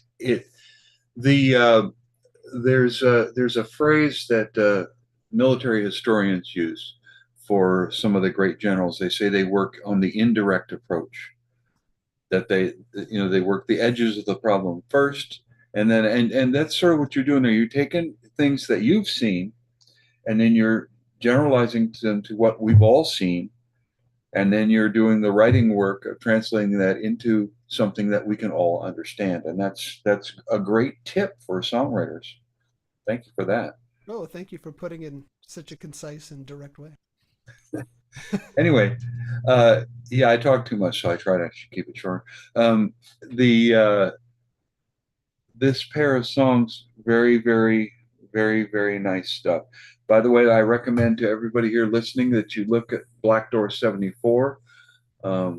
They're a little different style than what you just heard here, but still the three of you. Yeah. Rod, Greg, and I. Yeah, guitar, bass, and drums. What more do you need, Although I've never heard you guys do Sweet, Sexy, and 17. I always wanted to hear you guys take that one on. Anyway, thanks for coming. Come back, and we will see you next time. Thanks again, Thank Mike. you, Rico. Daphne? Yes, thank you, Rico. And now we are going to go somewhere new. He starts with an R-I as well. Also from Massachusetts, Ric Page, who we love having on the show from Haverhill. I think it's Haverhill or Haverhill. I'm getting the idea. Every time I say it a little bit better. Massachusetts. And he likes to go to a lot of open mics. He goes to North Reading Community Coffee House, the Muddy Waters, which is Mike's open mic, Jay's Music Medicine, and then he does virtual stuff as well. Duncow Acoustic Club in the United Kingdom, Eagle's Nest Revisited, Apocalyptic Open Mic, oh that sounds scary, Desert Southwest Open Mic America, that's us, Music Matters Zoom Case, is that instead of Showcase? And Social Distancing Open Mic in New Mexico. So, Rick, welcome back, and the stage is yours. Thank you, Daphne. And it's Haverhill. If you think of Haverhill.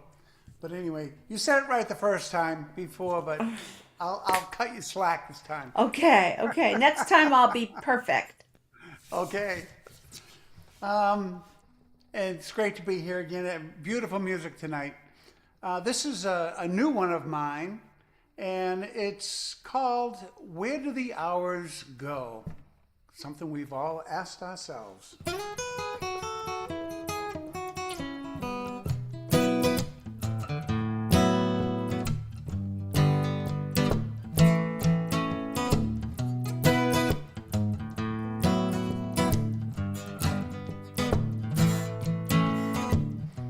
I swear it was summer a moment ago. Long days leaning into the gold. Now the frost finds the edge of the road, and the years move faster than we know. Oh, where do the hours go?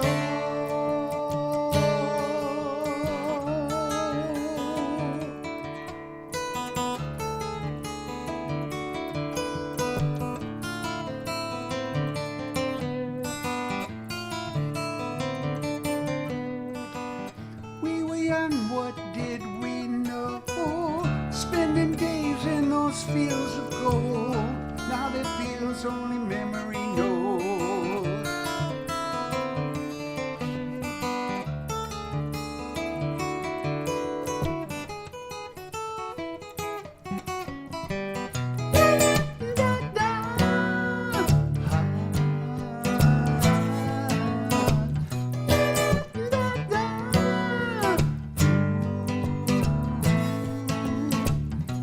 If time won't wait, then I'll let it flow. Sing for days, days that let me go. Oh, where do the hours go?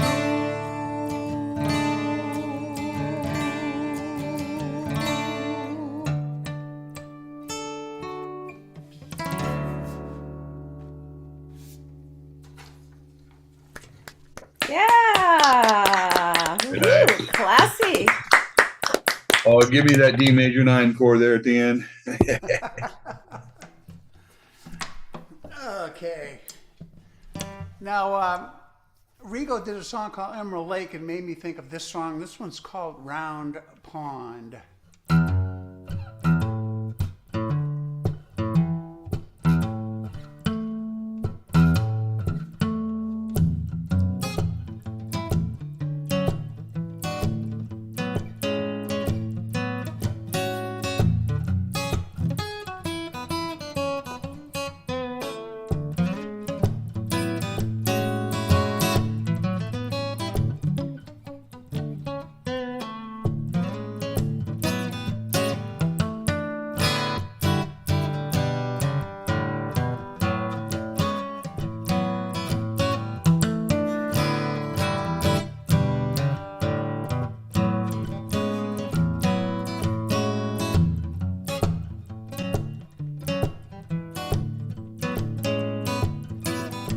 Oh, so in the season, there ain't no better reason to be up round pond.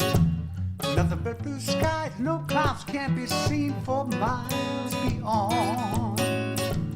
Breeze blowing, and it's good to know in a shady bench.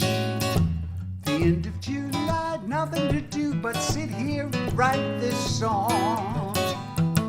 It's just a splendid day to savor. Oh, yeah, can't get enough of Mother Nature's favors.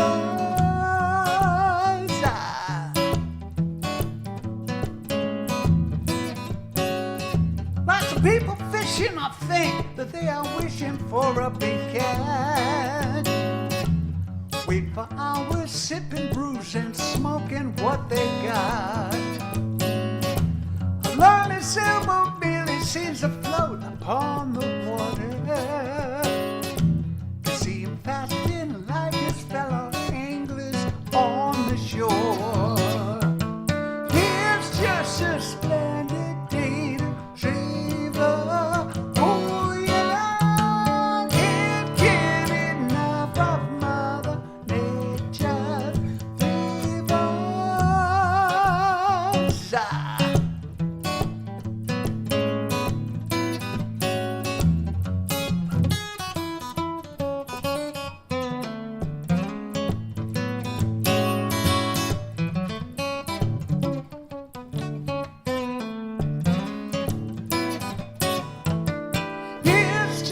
splendid day to savor. Oh, yeah, can't get enough of Mother Nature's favors.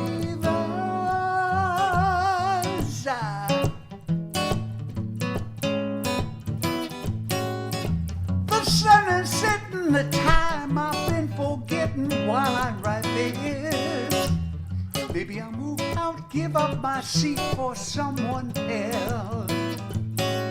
Each time I play this, I'll make a big wish to remember New England summer sitting by the shores of my round pond.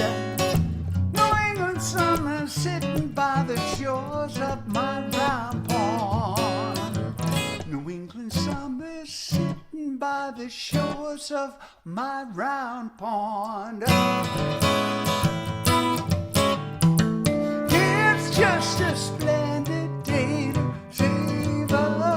Oh yeah, can't get enough of Mother Nature's favors. Ooh, ooh, ooh.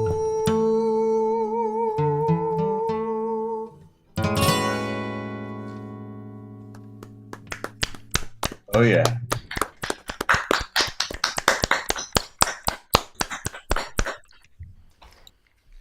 Woohoo! How classy, Rick. Wow. Thank you. Well, okay, Mike. I'm going to introduce you to Ric Page.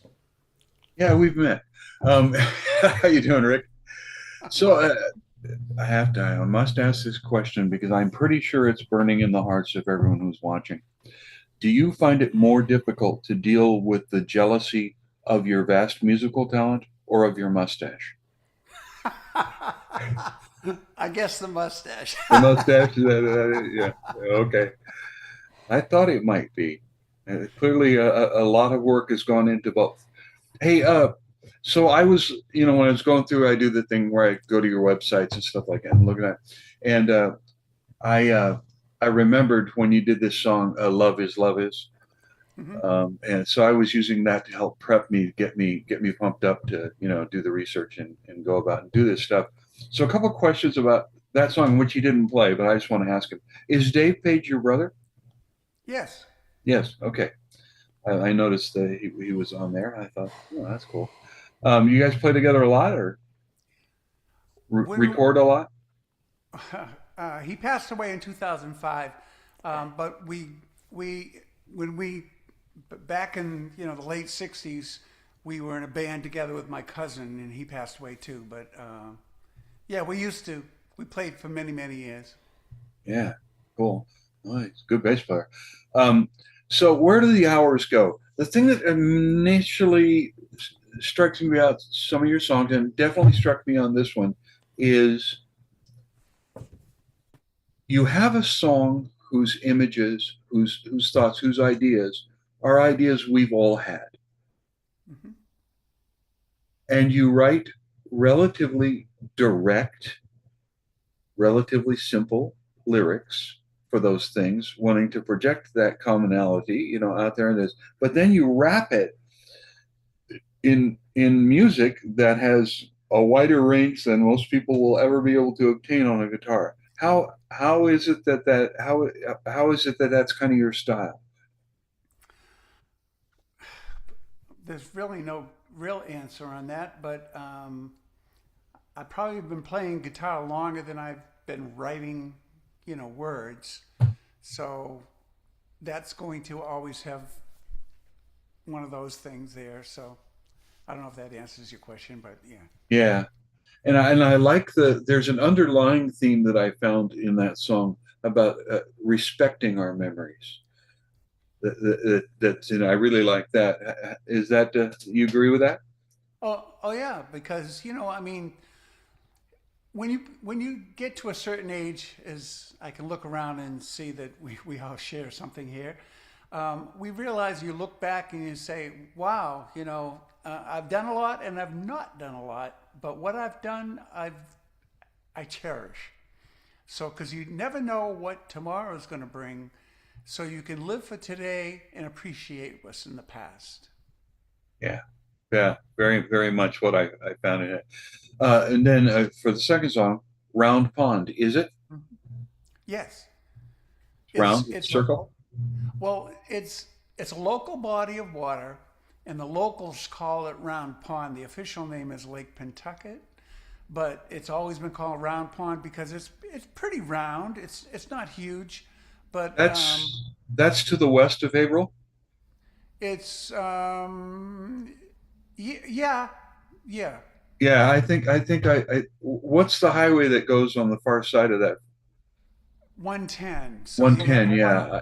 we have the reservoir, which is Canosa Lake, and then Right. a short distance from there is Round Pond, which is also part of the reservoir. Right, right. Yeah, okay. I don't think I've ever like directly seen it, but I know what you're talking about. So the second one, let's talk about your process of assembly for things that are as complicated as that song. Now that song's complicated.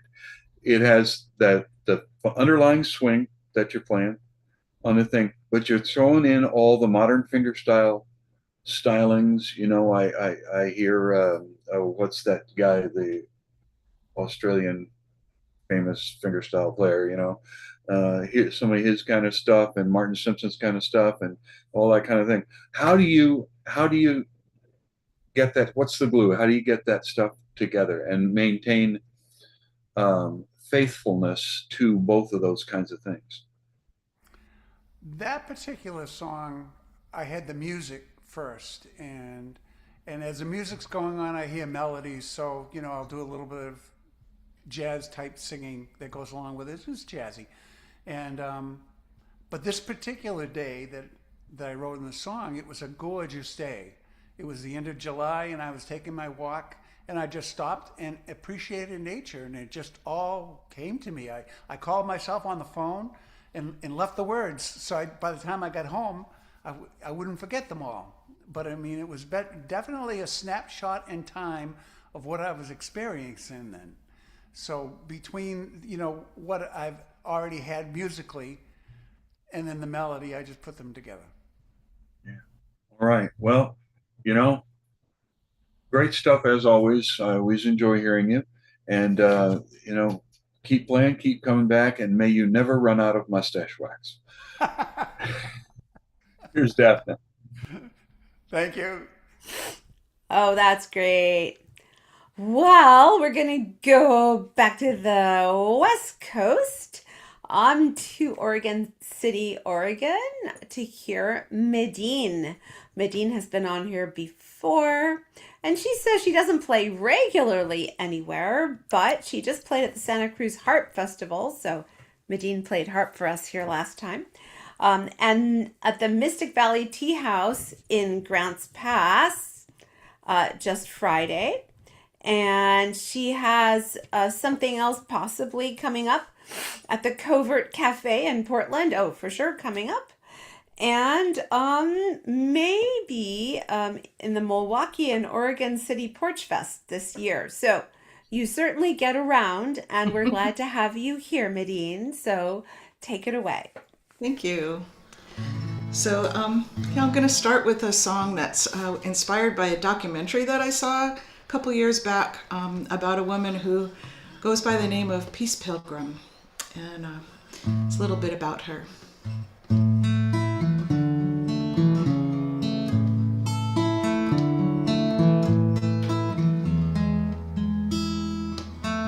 I was Mildred Norman Ryder.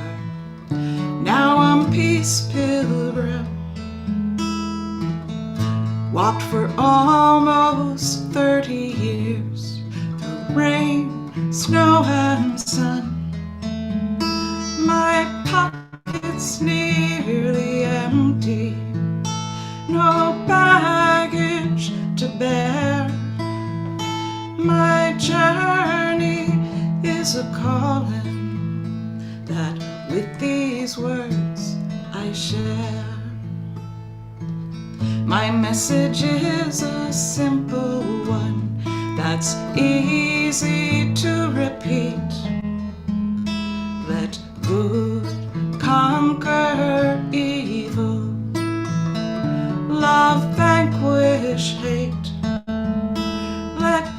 truth consume falsehood. Let me practice what I speak. Before I spread this round the world, I must find inner peace. You, me,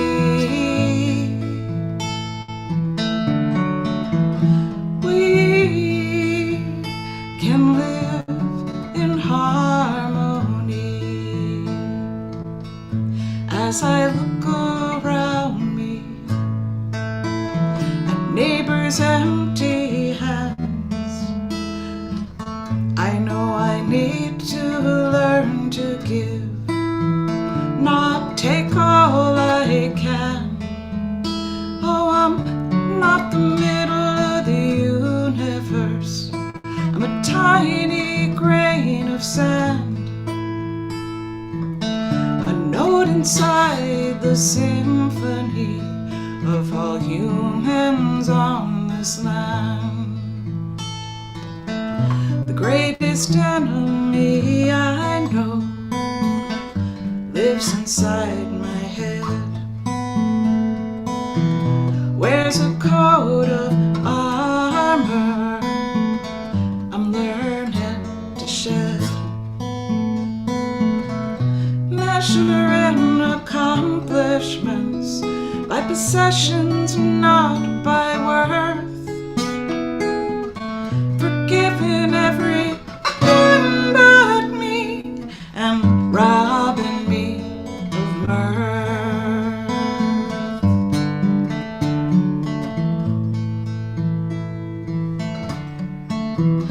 You, me, we can live in harmony. As I walk from coast to coast, relinquishing my roots, trust in love and kindness, to offer food and roof, my only destination upon this earthly plane is peace for every nation and every human being. You, me,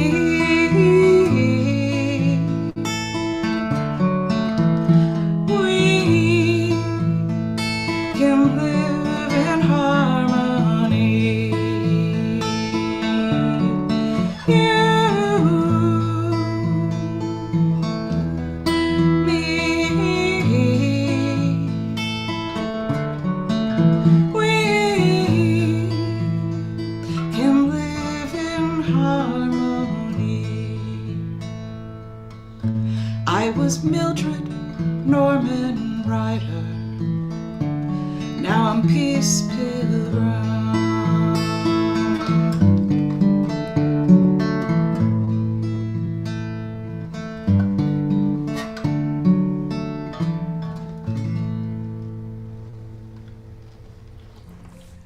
Oh, wow. So beautiful. Thanks. So I write in a lot of different styles, and so I thought I'd do one that's a little bit more jazzy and kind of cheeky and fun for this next one. And it's getting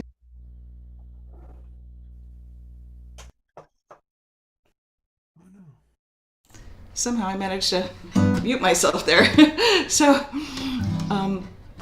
yeah, so this next one is about kind of getting back out into the yard and things that might happen to us while we're out there. And Mike, I know you, this one is maybe definitely one that you would have some sympathy for or some understanding of this topic.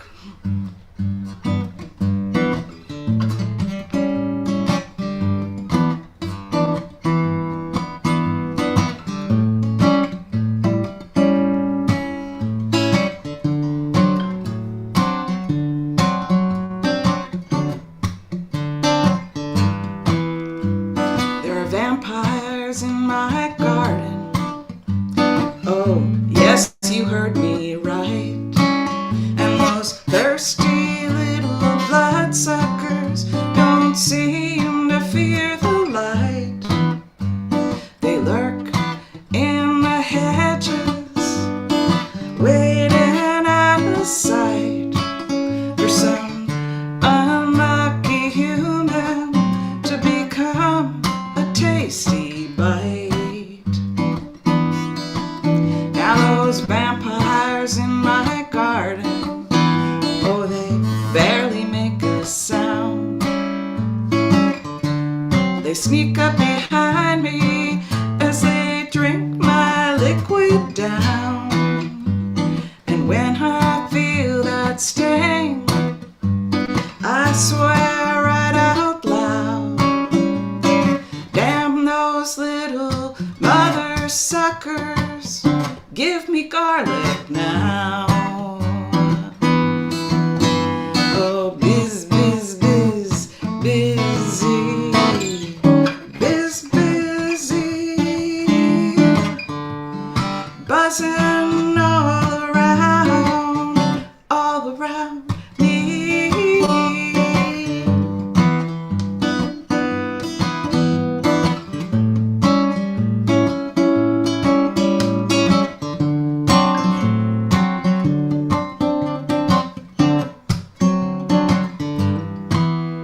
Well, by now you may have figured that those vampires are small, and sometimes they come inside and park right on my wall. They hover when I try to sleep and swat them as I thrall. Oh, those little buggers, they fly and crawl. Biz, biz, biz, busy, busy, buzzing all around me. It seems those tiny vampires have no purpose in this world except to annoy us while we play, rest and toil. And when they feast upon us and we get that itchy boil that makes us wish we had some citronella oil.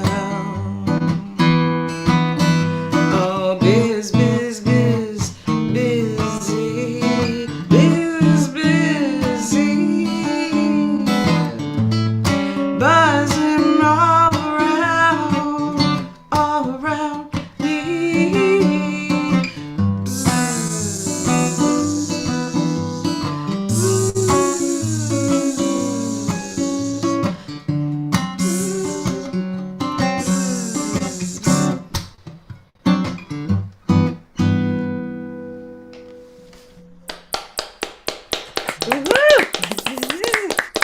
Thank you. Oh, great set. So different. Songs so different. Yep. Okay, Medine, I'm going to hand you over to Mike. Thank you. Right. So I like to be fair to the audience when I have someone on that I've known for, decades and decades, Yeah, a few decades. Yeah. And Medine and I go way back, as I'm saying there, and I've been an admirer of her songwriting for quite some time. And speaking of admiration, I went on Medine.com and I was reminded when I was there, I played it again, of how well I like a song that's up there I can recommend to everybody called Beautiful Losers. Mhm. Great tune, and absolutely true. So Medine, you play harp, you even play in harp ensembles, you even play electric harp. Had my friend lived long enough to complete his project, you were my person I was going to have be the tester for his laser harp that he was making, where you get the sound by just interrupting the beams Oh wow. played on the harp pattern. But unfortunately, he didn't last that long. What's different about songwriting with harp and guitar? Well, the harp is primarily, at least the kind that I play, are lever harps. So they're diatonic instruments, which means that you tune them to a particular scale. And if you want to borrow chords from another key, it's a little bit more tricky.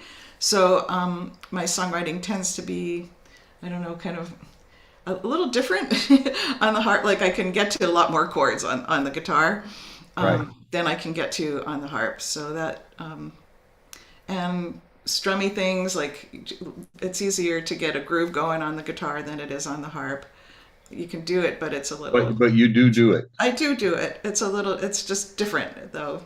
But I can't get all the same grooves on the harp that I can get on the guitar. Yeah. Okay. Yeah, that makes sense. Also, I mean,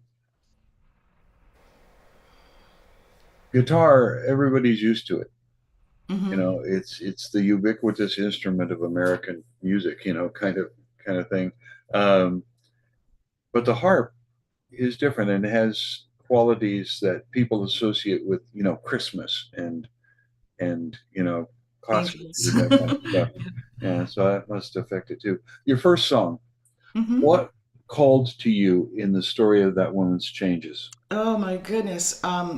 Well, she actually, if you can read about her life on peacepilgrim.org. There's still a website out there, but she basically like gave up all of her whole life and walked across the country for 30 years with nothing except a toothbrush, a pen, and a notebook, and relied on people's generosity to just, you know, provide places for her to stay. And she preached peace for all that time. Like that was her mission and just kind of, I thought because of what's going on in the world right now, that was a song that was timely to share today. Yeah. Yeah. How long ago did you write that? Gosh, I'd have to look. Let me see. When did I write that? It was in 2013. 2013. So I thought it had been a while. Yeah, you've heard that one before. Oh yeah, a couple times. Yeah. Mm-hmm. One of the things I like about it in terms of my love for structural analysis, I love the smooth proficiency with which you do those pairings. Of this absorbs that, this counters that, this is, you know, better than, you know, on that. Did those come early in the writing? Did they come easily? Yeah, so what I did was I actually went to her website and read a whole bunch of her writing and took notes while I was doing that, and then used that as an inspiration for the song. So some of those words may have actually come from her writing, like, but not in that way. Right. Yeah. Cool. By the way, mosquitoes suck. I know. I was picturing you in your net that you wear. She and I, Medina and I both went to the California Coast Music Camp, and when I arrived for my first day at camp, I got off the bus and I was covered, you know, head to foot, pretty much in, well, actually completely in mosquito netting, which terrified a lot of people. I'm frightening anyway, but it's because if I get bit 6 or 7 times in close succession, I'm terribly allergic to the mosquito venom, the anti-coagulant venom that's in them. And so I get flu-like symptoms, and I don't like those. But anyway, yeah, so that's why she's raising me. And also, mosquitoes truly love me. I am truly delicious to them. So what elevated these nasty little... I did write a song once about mosquitoes, but the problem was that like 40%, I think Ed Johnson told me that 40% of the words in the song were profanity. So I've never really played it for many people. But what elevated these little vampires to a subject worthy of your craft? Well, believe it or not, this was a prompt song, and the words that I got, it was a 3-word prompt, and the words were vampires, gardening, and them. And that's what came out. Well, there you are then. Okay, so that question isn't going to get much more play than that. Yeah. So easy to write? Yeah, relatively. It was fun. It was really fun to write. But once I kind of came up with that metaphor of the mosquitoes and vampires, that it sort of. It's always a gift when you get a funny song too. Yes. It's Yeah. always I nice need to have those. another comic tune in your quiver. Yeah. Thing. All right. Great to see you again. Hope I will see you here again. I'm sure we will. Yeah. And thank you for the both of those songs. You're welcome. Thank you, Mike. Yeah. Well, that was a treat. And now we have another treat. We have somebody from North America, yes, but not from the USA. We are going to hear Dougal from Toronto, Ontario. And last but not least, and he plays at open mics in Toronto, Dr. B's Acoustic Medicine Show at Free Times Cafe, Riverboat Mondays at Noonan's, Jessica's at the Rose and Crown Pub, and a couple other places he likes to play are the Transat Club, the Black Swan Tavern, Free Times, and the supermarket. The supermarket in Kensington. You got some splaining to do about that one. So Dougal, take us home. I'm on here. Yes. Not muted. Nope. All right then. So I should start and sing a song. That would be wonderful. Okay, I'm gonna sing a song. These are songs that I wrote, and this is a song called "The Fox in the Hen House," and it's it's all about life in the country and how calm and peaceful and so on. It's like that.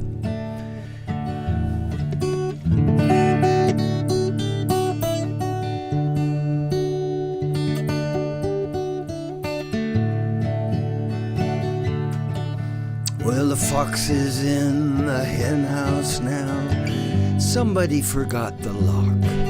And all those fancy people, well, they're all acting shocked.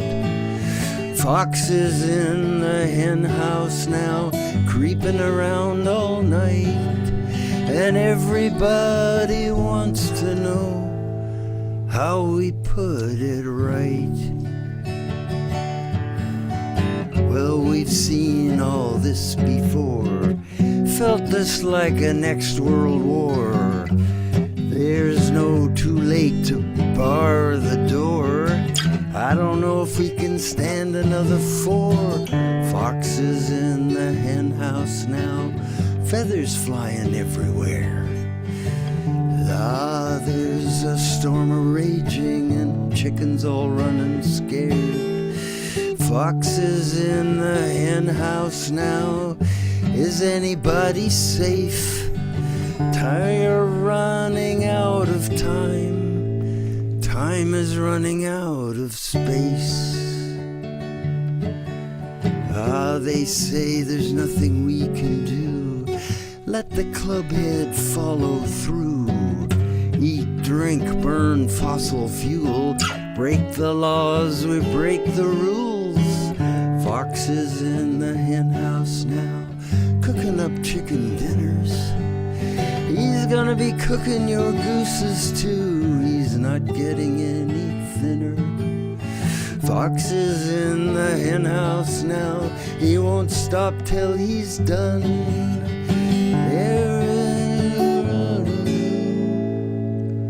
Truth is on the run. And they all say this was foretold long ago, days of old. Is this the beast of Revelation, come to destroy all civilization? Foxes in the hen house now, he pardoned all his friends. He's and we all know how it ends. Foxes in the hen house now, what are we gonna do? You better run and hide. He's coming right for you. Well, dark days are here, they shadow the sun. What you gonna do? You cut and run. Some expect to be protected. We expect the unexpected. Fox is in the hen house now. The snake is in the grass. And all those sacred cows are praying, praying to a golden calf.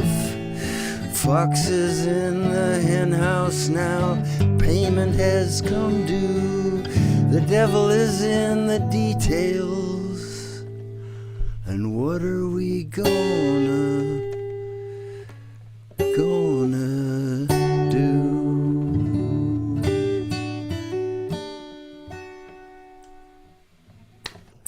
Yeah. Yeah. Thank you. Was that a yeah? That sounded good. That sounded like a good thing. Okay, yeah, that was the Fox in the Hen House. I guess I was going to do another song here that came out of COVID, but when I realized I was on last, I don't think I want to do that song. I'm going to finish off with a love song. And I should warn you, it's sad, though. It's sad. A friend of mine once asked me, why is that song so sad? And I said, well, it's a love song.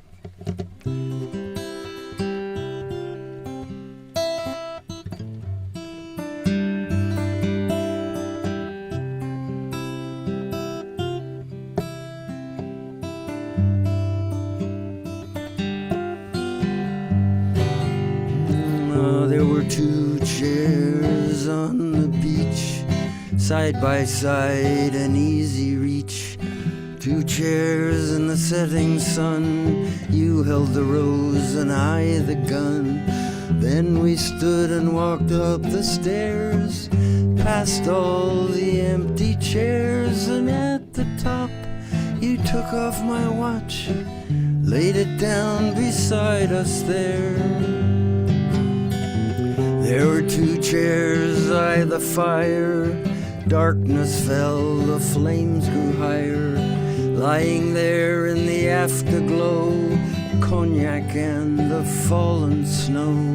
We knew our love would never end. There is no tree cannot bend. It's me and you, we see it through. So much more and less than friends.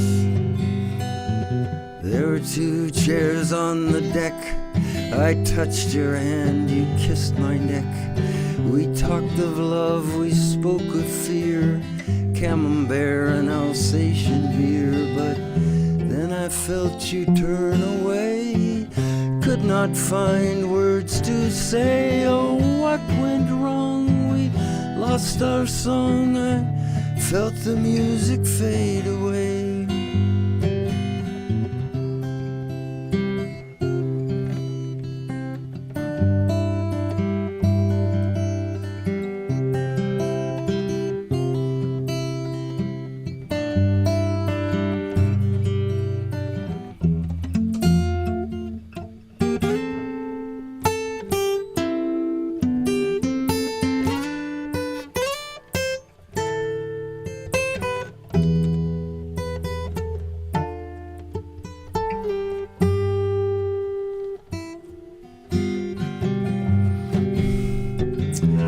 Life is measured out in chairs, in dishes washed, and teddy bears, in houses bought and children raised, battles fought with honor praised. But now the chairs are far apart, they're cold and empty as my heart. We can sit and talk, turn and walk, come and sit by me again. Yes, there were two chairs everywhere, by the fire, on the beach, on the deck, everywhere. Everywhere there were two chairs. And we did everything in those chairs. We sat and talked and ate and drank and loved and laughed, and we even made plans. Ah, but that was then. Now the chairs, they are all gone, and someone else now cuts that lawn. The beach is dry, but so am I, and tears keep raining from the sky. But still I think about you and me, all those things we used to be, and I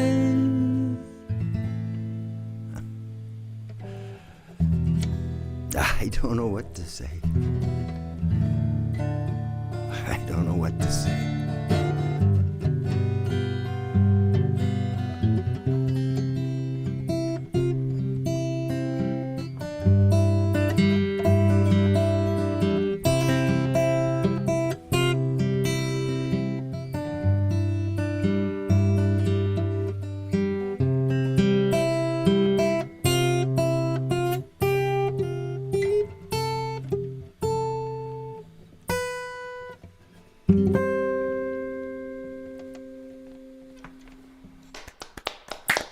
Very nice. Lovely. So What a beautiful lovely. song. Thank you. It's sad. Thank It's you. sad. Sad. Very touching song. Well, it is a love song, yeah. Thank you. Thank you very much.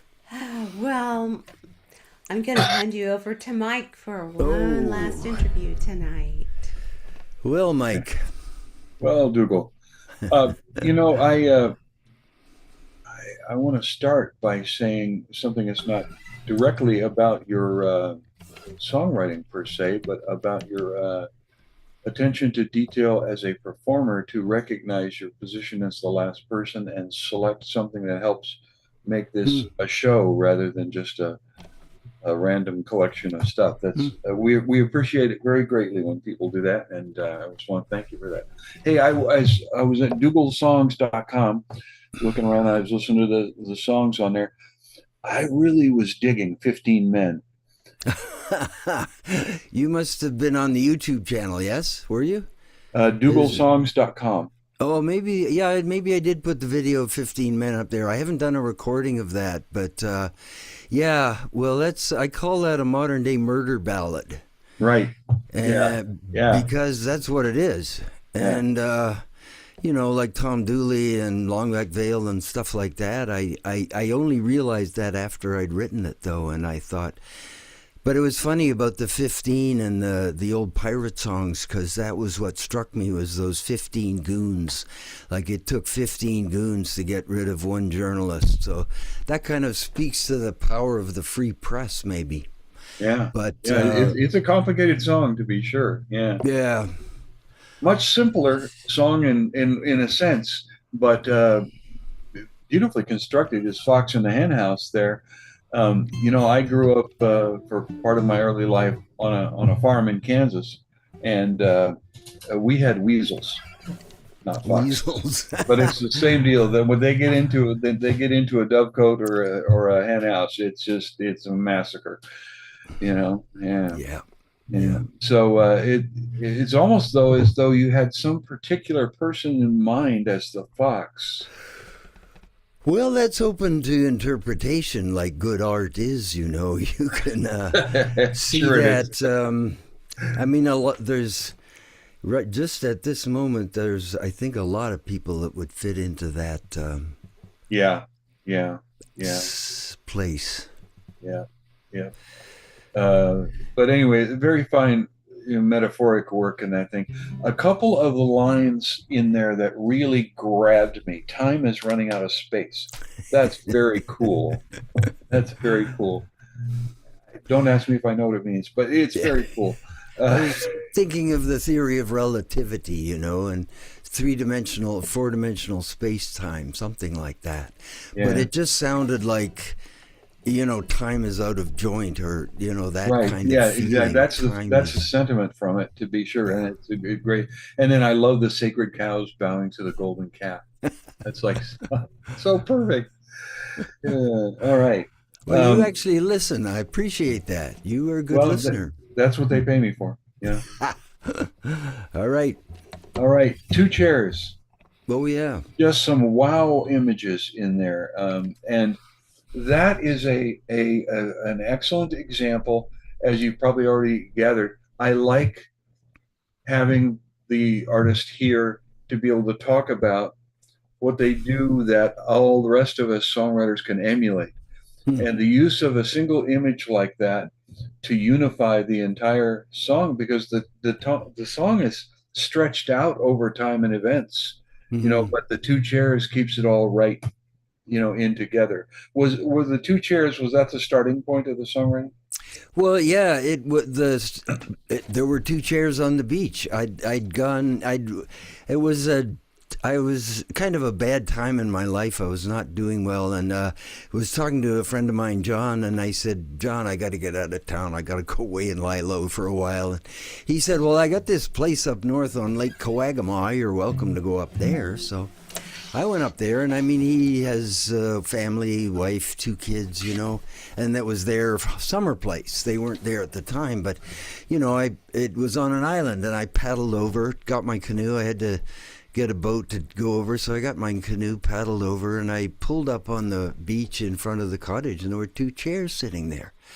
And, I walked up on the deck, and there's 2 chairs, and there's 2 chairs in the kitchen. There's 2 chairs by the fireplace, and I'm going, I have this vision of this couple who lives there, and they sit in these chairs, and they talk, and they, sip some wine, and eat some camembert, and the life they had. And that's what it was. It was just literally, there were 2 chairs on the beach.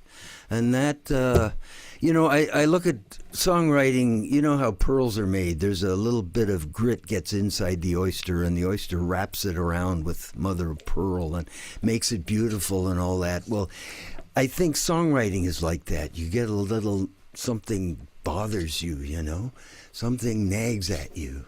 And I kept seeing this 2 chairs image, and I just started writing, and then I had to sort of hack it into some kind of shape and give it an arc, give it a shape.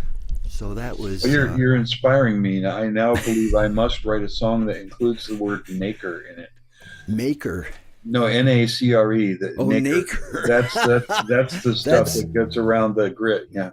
That's right. Yeah. Well, go for it. All right. It hasn't struck me that I need to write that song, but yeah. Except you kind of just did. But anyway. All right. Thank you for coming. See you again soon, I hope. And off you go back to Daphne. Thank you for having me. Well, thank you for closing out the show with such a beautiful song, Dougal. And now, sadly, it's over. I want to thank everybody who performed here. Jonathan, who had to leave us because he had another gig. And Sandstrom, you can wave if you wish. Rich Fassler, Andy Revkin, Rigo Rodriguez, Ric Page, Medine, and Dougal.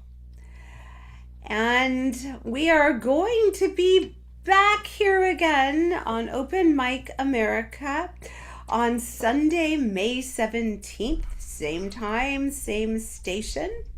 Don't keep us a secret if you like this. Tell people about it, and they can always either tune in live or they could watch all the shows on our YouTube channel. They are archived from the very beginning. They can even look up performers by name on the website www.openmicamerica.com, and every performer a page will pop up, and there is a link to the shows that they performed on, in addition to their other links that are personal to them. So there's that. You could also get a t-shirt. Sometimes people wear Open Mic America t-shirts on this show. And again, you'd go to the website and download the design and click on stuff, and it works like magic. Please check out your local open mics, the ones that we've mentioned here, the ones that you know about already, or you could find some on our open mic or local open mic page on the website. It's pretty extensive. So All that being said, I want to wish everybody a wonderful rest of what's left of your Sunday, depending on what time zone you happen to be in. And we're looking forward to next time. And for now, good night, America. Good night.